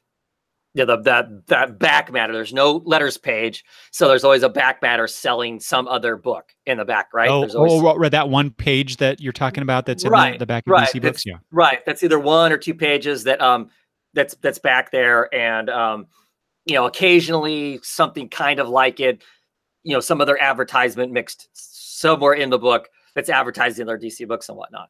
I mean, if they were going to continue the DC Nation book, I really wish they'd pull that crap out of the regular book, because to me they felt the same, and that's why I wasn't reading. I don't read either one. I mean, I skipped that page too. Generally, but so yeah, I don't. I mean, I get that they need to sell me their wares somewhere, because obviously, if they don't tell me about it, how do I know about it? But at the same time, I find all that irritating at the same time. So I don't know. That's why I don't. Were you not a fan of back in the 80s when they had those 1-page DC Planet? Daily Planet promotional pages? No, you know what I'm talking about? No. Yeah, I know what you're talking about. And that was great, because it would give me an idea of what's coming, right? Of potential other stuff that's out there. We're in a completely different world now, right? Sure. That stuff back then, that was the only way you were ever going to know it existed. Unless you went to a comic book store and the comic book store chose to get it in. Well, that was even before comic book stores. Right. But I mean, so that's still the way you would know, right? That's the only way you know something exists to even begin to look for it, for whatever that was. But we're in a different world now. Right. So we don't need that stuff, you're saying. Right. Well, I don't read digital comics. If you buy a current DC book, does it have that stuff in there? Oh, good point. I don't know. Does anybody in the chat know about this? Yeah. Speaking of the chat, Ghost Creek said, "Did Marvel try with Foom?" I think that's what I was thinking of. Was I swear that I got one issue of a relaunched Foom magazine from Marvel, and then I didn't see another one. And I don't know if that was just because I missed it and I had to actively get it, unlike the DC Nation one where I just seem to have gotten it in my order, right? Or if they just did one and that was it. Yeah, because like I said, I ordered the first. I remember the first DC Nation being on our thing to order. I remember it being a thing to order, and then after I didn't order it again.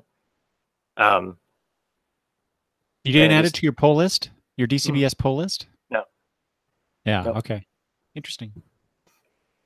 Anyway, so at the very least, I'll be curious to discover what this relaunched DC Nation is, what its purpose is, how different is it going to be from what it was.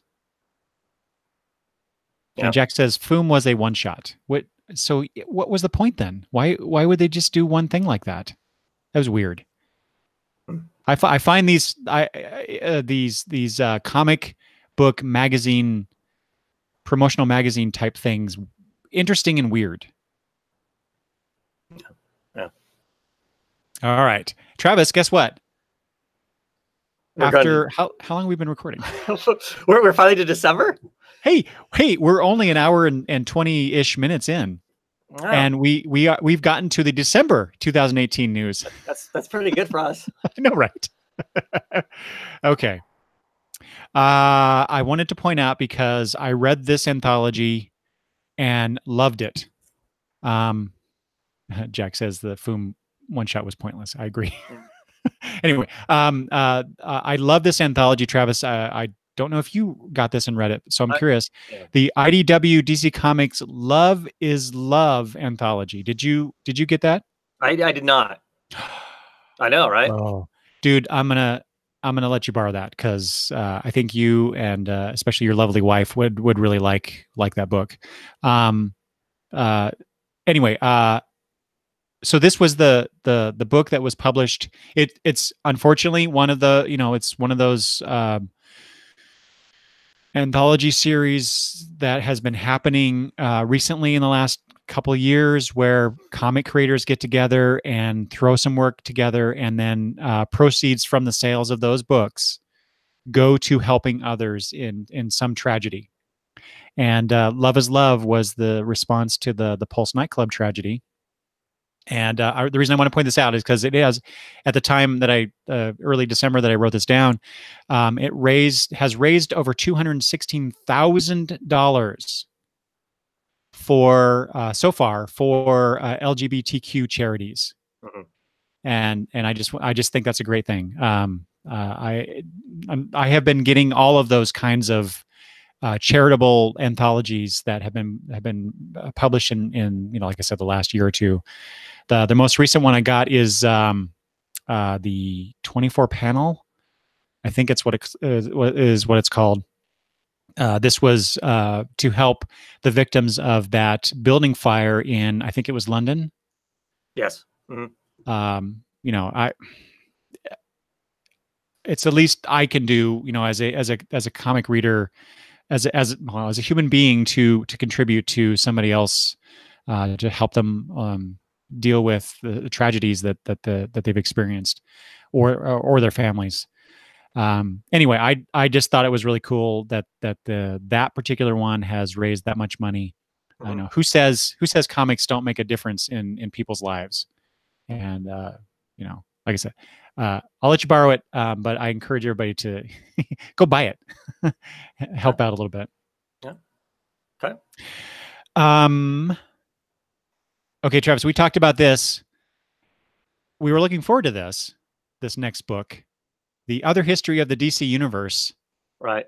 Well, it goes just like the last time we did one of these, didn't we talk about our debate on do we pick it up or not pick it up? Because it was going to be prose with pictures or whatever it was going to be. Uh-huh. Yes. And you know, who knows if our attitude was mirrored with other people out in the buying world, but we received news that that series will be resolicited at a later date. Uh-oh. Full disclosure, What's I did ultimately order it. You know, we you talked did? about whether we were going to get it or just wait for it to be all one thing. Yep. Since Yep. I did. I decided, no, I'm going to get the first one at least just to get an idea of what it's like. But my order didn't count, obviously, or didn't count enough. Well, I think it was you that pointed this out to me on Twitter, I think, or text or something, and I'm like, "Oops, it's all my fault." Yep, because you didn't order it. I did not pre-order that first issue. I was going to wait for the trade, but that's too bad. I still want to see this. I want them to publish it. I think the ideas sound. I like the concept. I really want to read these stories. Mm-hmm. Apparently, I need to. If they resolicit this, I need to pre-order the individual issues. Wow. So, anyway, we talked Spider-Man up at the top of the show. Here's another Spider-Man related story. What do you think about this, Travis? They're going to come out with a series. I think it's a limited series, Spider-Man Life Story, where they're going to tell tell stories about Spider-Man, but told in real time.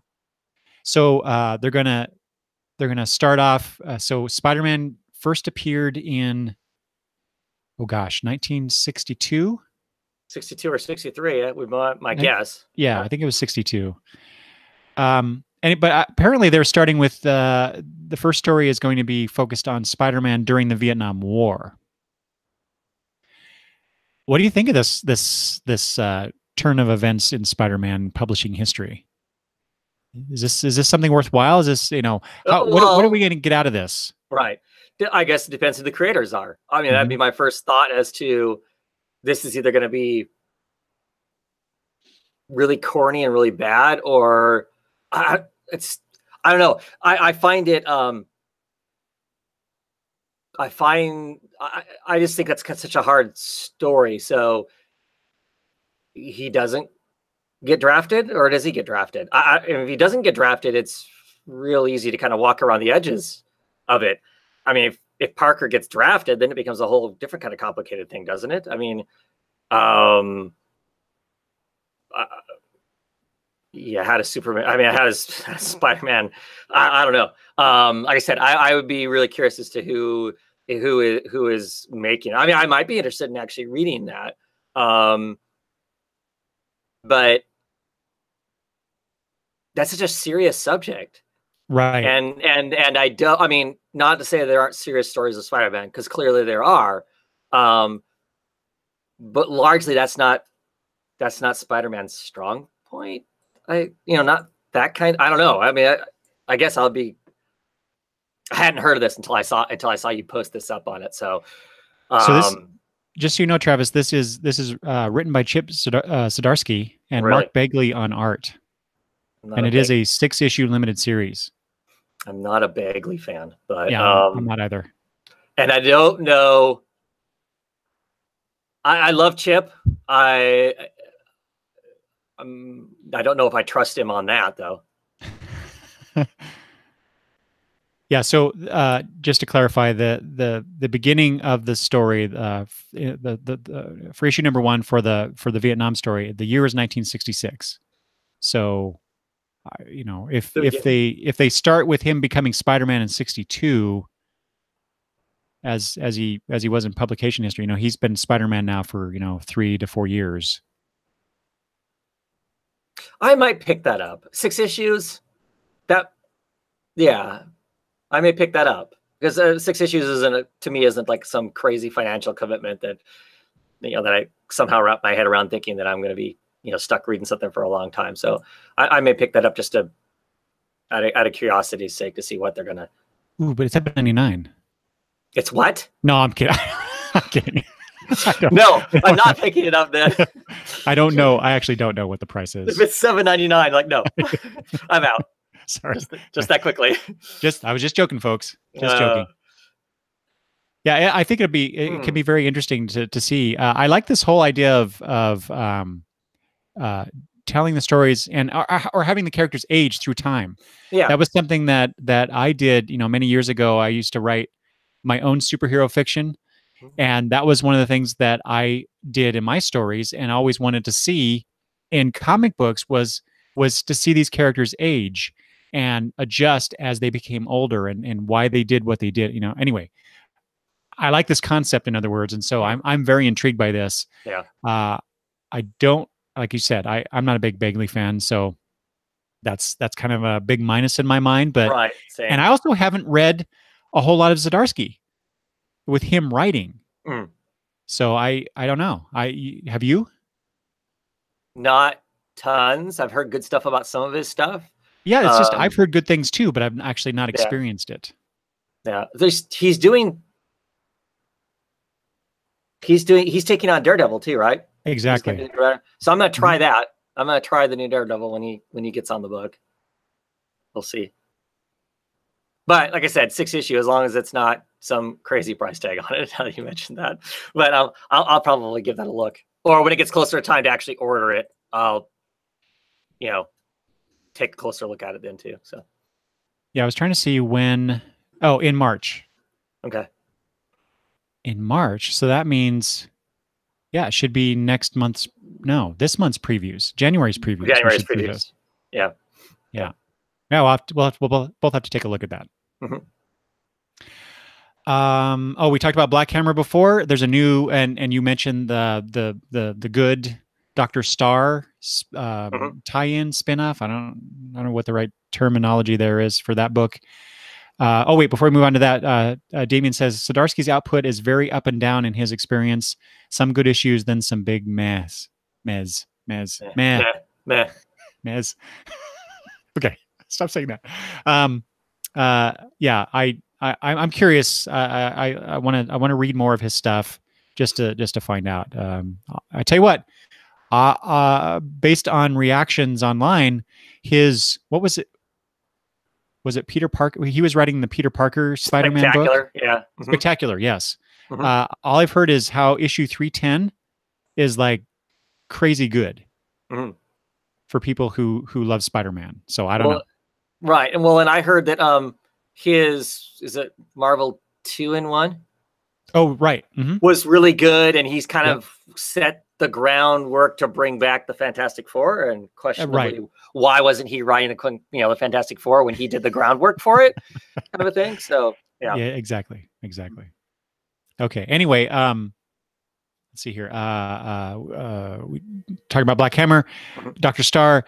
There's going to be a new miniseries showing us the golden age of that universe. But it's co-written by Ray Fox with art by Matt and Charlene Kent. Right. I know the Kents.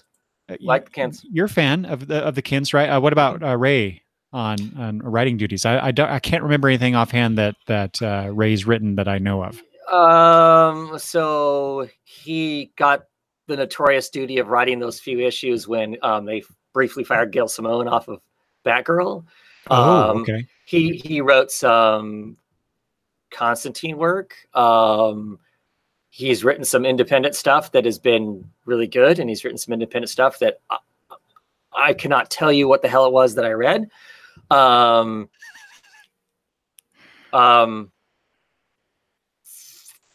Yeah, I don't know. I mean, so this is the first thing that's not been actually written by Jeff Lemire.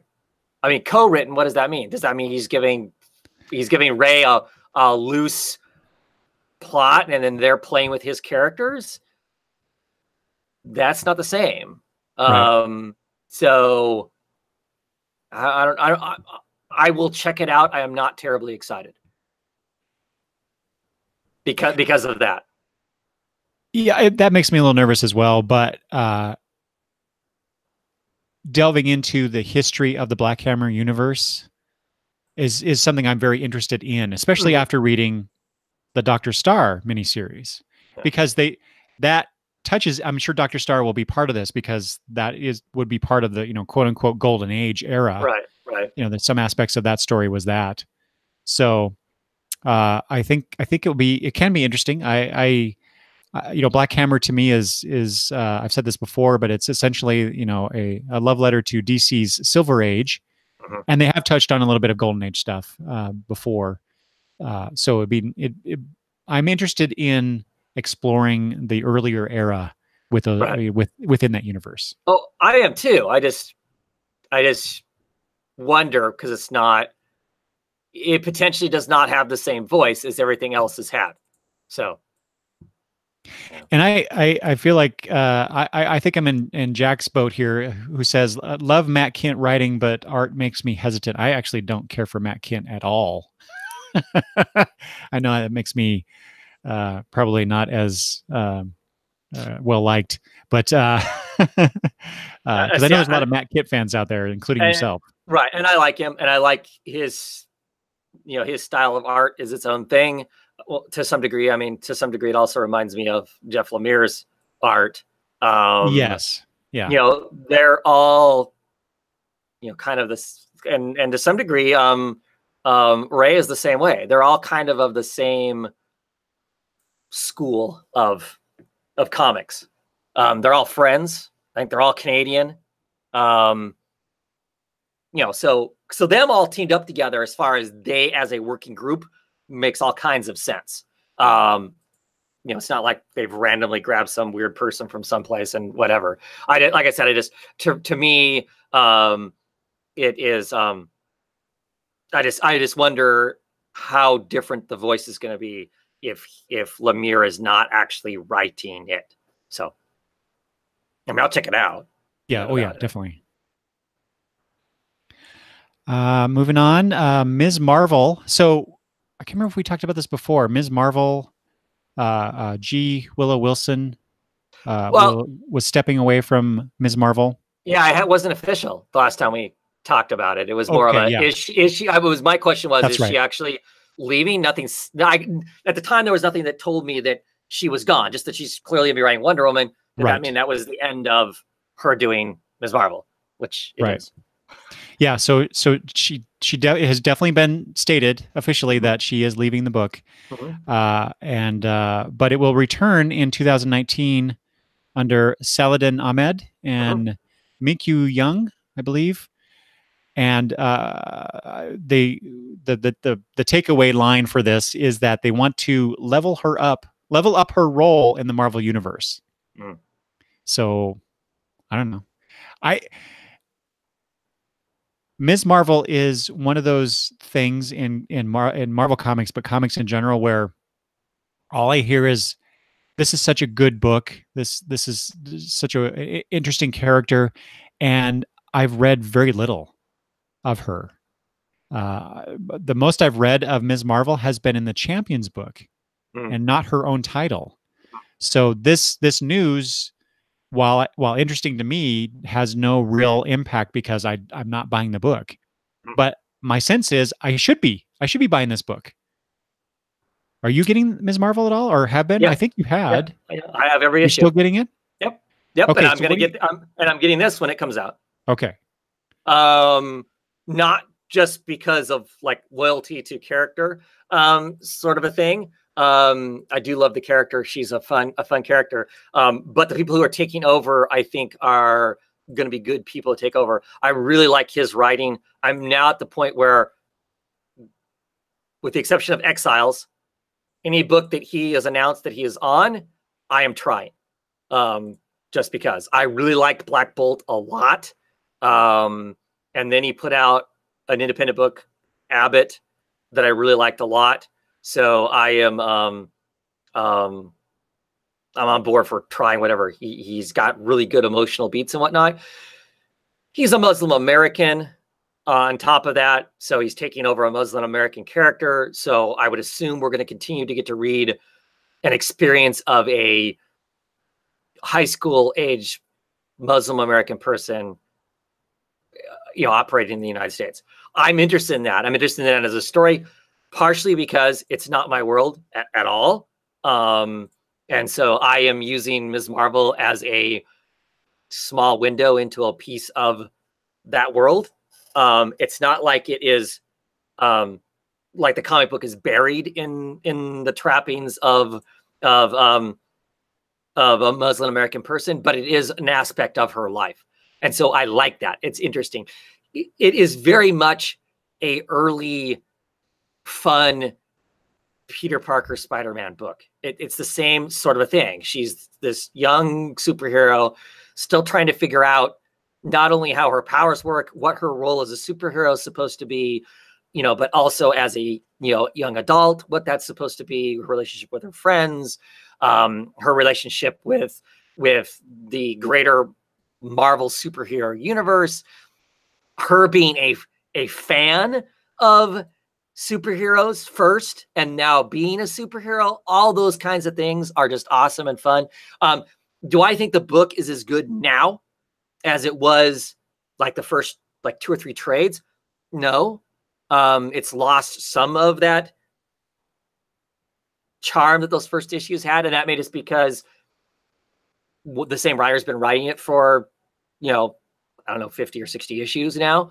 And so we're kind of running into what's next. And some of the stuff that they're some of the subjects just aren't interest to me personally as a as an old guy. Some of the dating stuff is not as interesting to me, but I would assume that it would be more interesting to younger people that are reading it. And that's cool. I know that not every story about it is written for me and whatnot, but there's still enough about it that I love. And I'm curious to see somebody fresh jump on the character as a solo book. So I'm on board. But there's just a lot about the book that's a blast. My daughter, I bought the first trade for my daughter. She absolutely loved it. So I need to get the I was next just going to one. ask you that. Yeah, I need to get the next one for her. There's just a lot of really fun stuff in it, especially, like I said, the beginning as she's feeling stuff out and whatnot is a lot of cool stuff in there. So I do have the first trade. I just haven't read it yet. Mhm. And so I think you and I have talked about it before, how your daughter has read it Mhm. and responded to it. And so that makes me want to also share it with Madison as well. Mhm. So Sleepy Reader said something that I was thinking as well when we were talking about when I mentioned the whole leveling her up in the Marvel universe, Ms. Marvel. I agree with, sorry. A leveled up role in the universe is just about never a good thing. And that's kind of what I was thinking too. Yeah. But I mean, they've already been doing that in the Champions book, Mhm. and having her also appear in the Avengers title as well briefly. So I mean, they've already been doing that to some degree. So I think, they're just going to continue that in some way. So, Well, she is potentially the next Wolverine, I think, character-wise. Yeah. Well, that's a pretty bold statement. I think that character is going to be around and will slowly be in everything.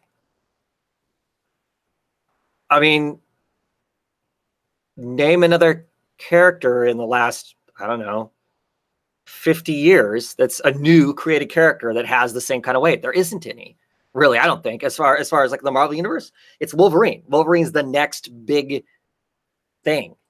And there hasn't been a big thing, I don't think. Not that kind of level. And I think this is. Because I think this is the next generation, not us old white guys, but the next generation, it's their thing.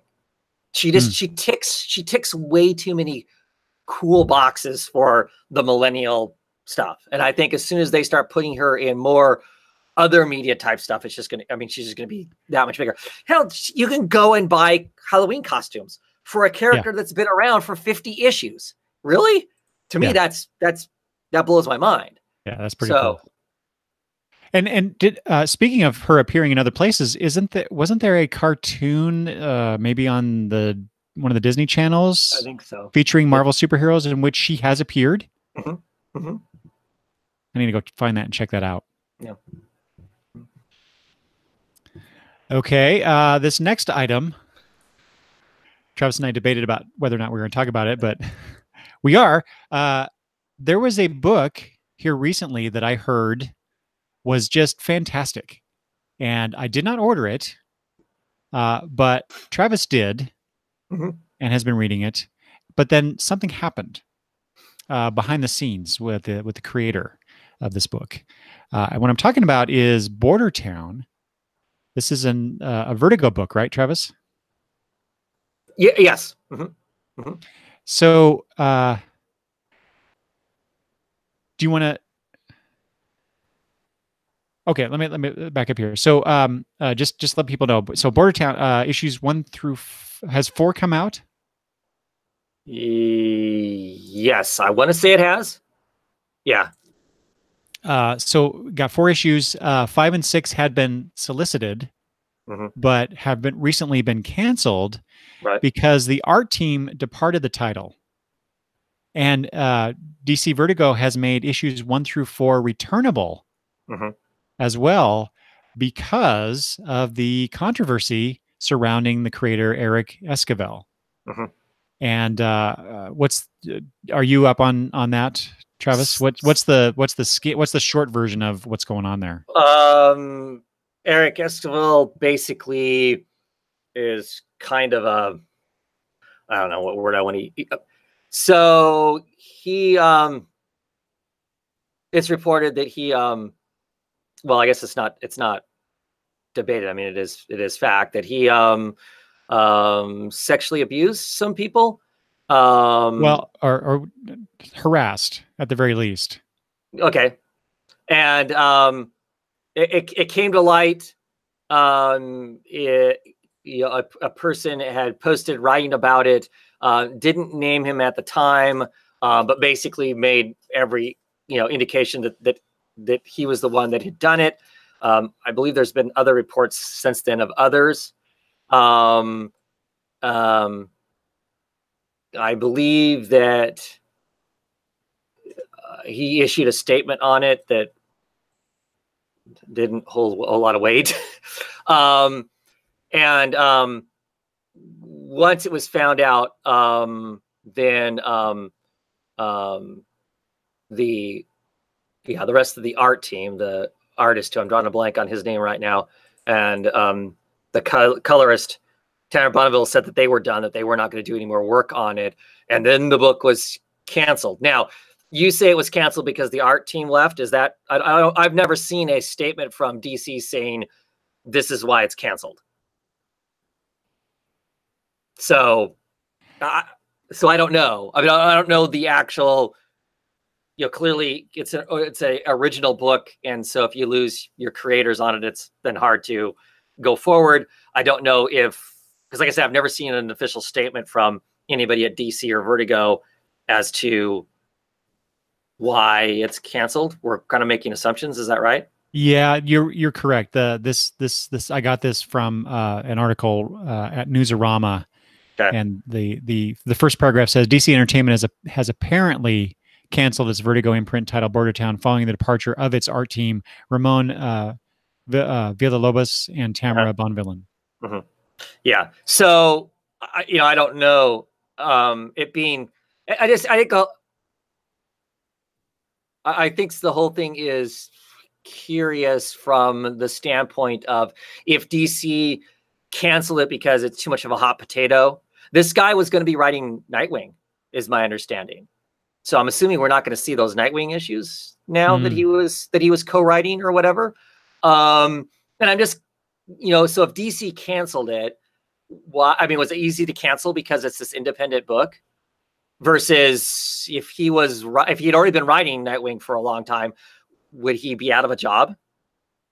Would DC have actually done that? I mean, and then that would be a new thing for DC because they have held on to other. I was going to say their track record with this is not good. They're call them whatever you want to, sexual predators or whatever you want to call them. They've hung on to some of those other people until it becomes national media level. Eddie Berganza, for instance, has a huge track history as, a editor for the Superman line of books and whatnot for years and years. And it finally took him being part of a large Me Too movement type thing to remove him from work. So was it just easy? I mean, it was the excuse, the art team's gone, so we're just going to cancel the book as opposed to finding a new art team. I mean, it's a Vertigo book, so it's a book that DC has an investment in. They own part of it for X period of time. It wasn't worth them finding other people, or they assumed they couldn't find other people to do the work.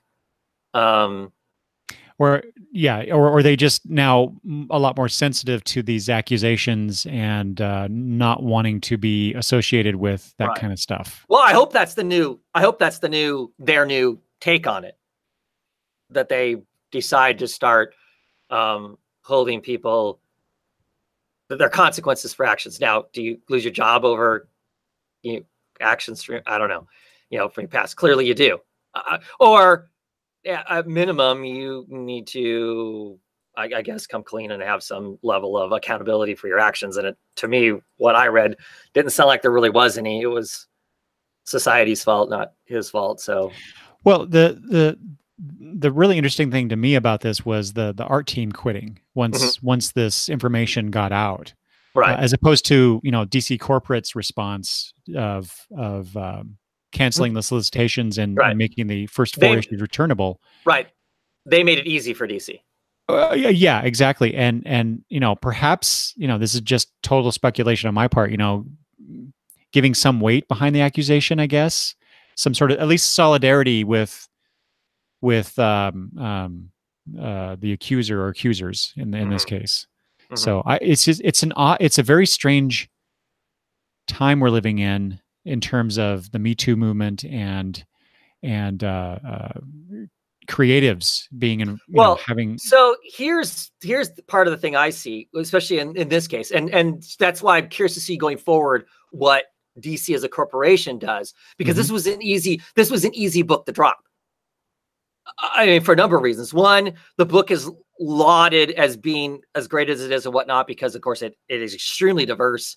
It is very liberal. It takes lots of shots at conservative America, conservatives of America, and the kind of the conservative lens of seeing stuff and whatnot. It takes plenty of shots at that. So I'm assuming its audience that lauds on it being great is this very what people might consider a liberal audience. So clearly, I would assume that the Me Too movement and all that kind of stuff falls within that category of that sort of progressive thought or whatever, as we drift into politics as opposed to comics. So the book's not going to sell because nobody's going to go freaking buy it, because that group of people who are like those kinds of books have been very vocal to say, I'm not spending my money on douchebags. And this guy, all reports say he's a douchebag. We're not going to spend our money here. So you just lost your audience. Your target audience just walked away from the book. Easy to drop because it's not a corporate book, So are you suggesting that? So in my mind, if this guy had been writing a year's worth of Nightwing or whatever, would he be fired? Would he suddenly be off of Nightwing? Or would they just kind of quietly keep rolling the book along? And if the sales got hurt bad enough, then they'd maybe think about putting somebody else on the book. But because of what this, go ahead. Yeah, I think it would also depend on if the sales of that corporate-owned entity were really good or not. Right. Yeah. Unfortunately, I mean that really shouldn't be a factor. If the person doing the work is guilty of some crime, you should not be allowing them to continue working for you. Right. But again, that's assuming guilt is established as well. Yeah. Yeah. So I think it's, like I said, I guess this was easy, in the sense that I think the core audience walks away from this book as much as the art team walked away from the book. And a Vertigo books don't get huge numbers anyway. Even critically acclaimed books don't get, and I scratch my head at the critically acclaimed part. If we want to just talk comic books, it was a fun comic book. Was it like, I don't know what other people were reading differently than what I was reading.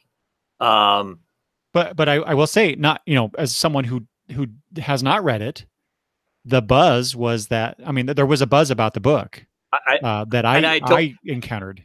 And I don't understand that. That's what I'm saying is I don't understand the buzz behind it.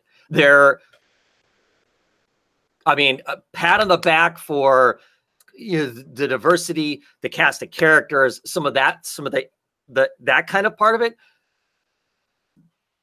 For me, there's some craft issues with the pacing and writing of the story. I enough so where I read it and go, I like these elements, but there are these things there. I mean, I read some comics and I don't even think about it. They are. I read it. And other times I read comics and I go, I really like this part, but this is a problem. And for me, Boartown had those in it. They had parts of them like, okay. So yeah, so I don't understand. I can understand the diversity and representation buzz, if that's what the buzz is. But this is a guy whose name was at the top of writer of the year, end of the year lists of our favorite writers. His name was towards the top of some of that stuff. And I don't understand. I don't understand how that would happen because I didn't see it personally for me. So. Yeah, it's just definitely an interesting situation at the very least. Unfortunately, but clearly, DC must be backing it canceled at some point. If it's true that they are letting people send the books back. Oh yeah, and get exactly. Money back. Yeah. So I mean that's the other. I was going to say the other interesting aspect of this is that they're allowing the first 4 issues to be returnable. That seems to be like an implicit recognition of this situation. Because otherwise, not in Mr. Esquivel's favor. And I think that's great but that would be those might be tough issues to sell on your shelf at this point. Them sitting there in the shops. Yeah. Yeah. Okay, Travis, we're at the home stretch here. The last couple things I just want to mention as we end this episode of Breaking Late News for 2018 information. There are 2 books that are ending. One of which I put on here just because you're a big fan of the character and just wanted to get your feedback. And then another one we'll talk about after that. But Green Arrow ends in March with issue 50. What the hell? Yeah, well, I didn't even know that until I'm reading your thing. No, I hadn't seen it anywhere. I mean, I know the Benson sisters off. A new person's taking over one. And I read that, I'm like, what? Because I don't read the solicits. And I've been busy enough, quite honestly, through the holidays that I haven't been paying that close attention to tons of the news kind of a thing. So yes, it was, and now I'm seeing that they're gonna, do some really big stuff as it rolls into it ending at 50. Yeah, this is a quote: "Very cool, very wild plans coming later." So when they say coming later, does that mean that in some way the book's gonna get relaunched? Do you remember back when Dan Didio was saying that he was swearing that Green Arrow was going to be one of the one of the backs that carries the DC universe? And I was all excited because I'm like, yeah, here's my favorite character, and he needs a more important role and whatnot, and then it really wasn't. Was that somehow tied into the fact that we have the Arrow TV series? Was that just I think it was even before.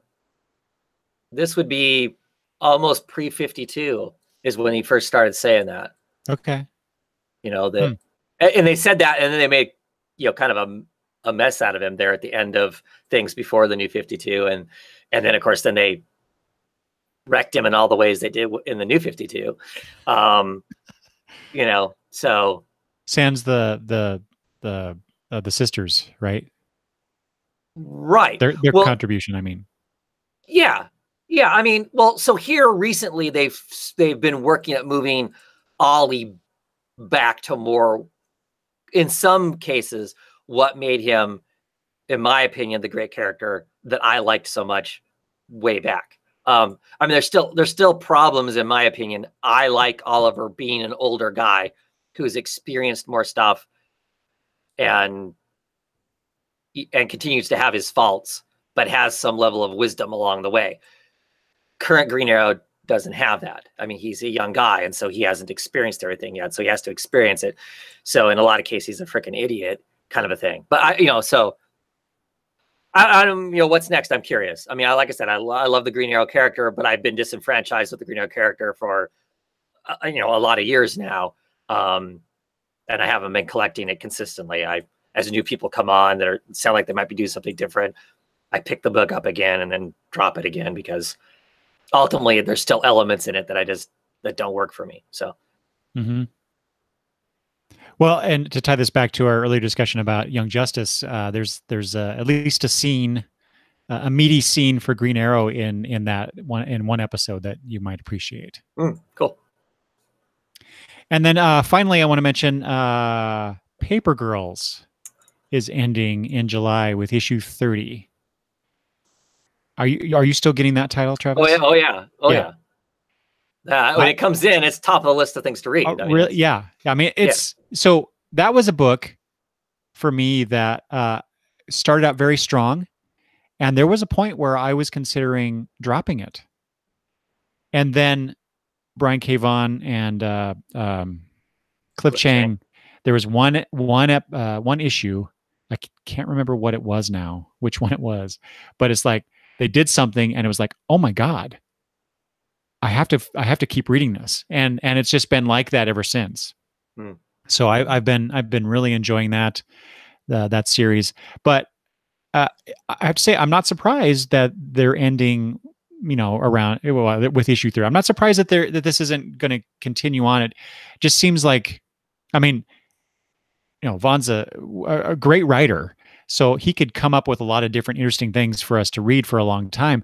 But I guess what I'm saying is, I've always felt like Paper Girls seemed like a limited series concept, not something that could go on and on and on and on. So I'm not surprised, I guess. And you aren't the only person I've heard say that. And for me, I always thinking, that with it, the time jumping and whatnot, the book could go on for forever. Of course. Yes, exactly. Whether it should or not, that's, another question. I mean, now knowing, so here's my problem. And part of me wishes I did not know that it was ending in 30, because now I start thinking, the would-be writer in me or whatever. Okay, we're at this issue. We're ending at 30. It's like knowing how many episodes of something's left if I'm watching television too. I start to think, okay, they're going to start wrapping this up. Here's my clues. This is what, I mean, to some degree, it wrecks it for me in that I can see stuff, because nothing's new. You can see stuff coming, and I like to not see it coming. And so if I don't know when it ends, I mean, I get into it with my family over watching Netflix shows, because they'll turn to see how many episodes are left. I'm like, don't do that, or at least don't do it in my presence, because I want to know how many there are. I just want to watch it. You like the surprise? Yes, when it's just done, it's done. Not, I know they've got to wrap up all this stuff in X amount of time. Just don't, or do whatever kind of thing. So, I mean, I'm not going to let that wreck the book for me. I love this book. I love the characters. I love those girls. They're awesome. I love the future versions of some of those girls are just hilarious. The era that these people come from, and some of the eras that they've bounced into, I find hilarious, that they've picked up along the way. I dearly love Cliff Chiang's artwork. I'm not sad to see it go, because it's its own thing and it's done its own thing. And this is the plan.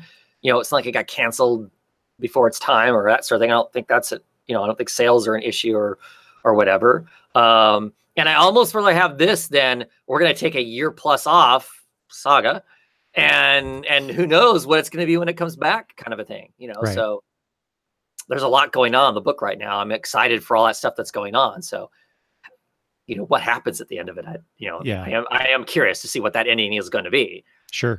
Sure. Yeah, it's been a great surprise, I think, that book. And I think going forward, that's going to be one of those books where people will discover later and discover what a great concept, what a great story it was. And they missed out reading it as it was happening. Yeah, serialized. Mm-hmm. Okay. Travis, that's all I have. All the news that's fit to within, well, just now beyond 2 hours. Yeah. for the end of 2018. Is there anything else you would like to add before we go? Nope. Okay. It was an interesting year of comics, and I'm sure that 2019 will be interesting too. So Yeah.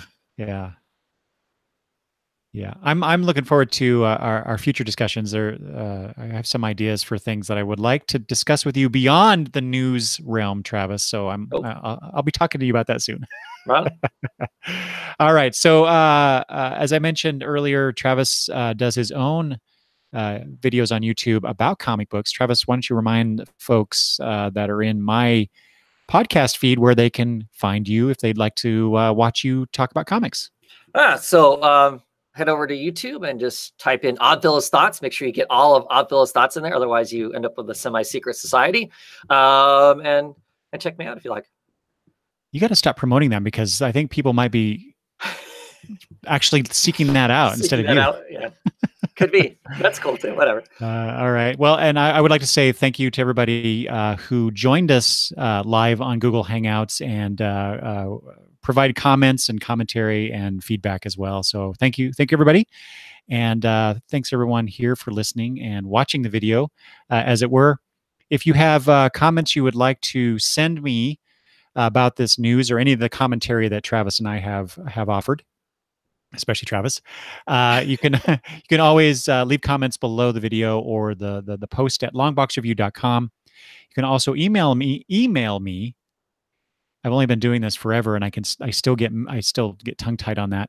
Email me at longboxreview@gmail.com, or you can look me up on Twitter and comment there at longboxreview.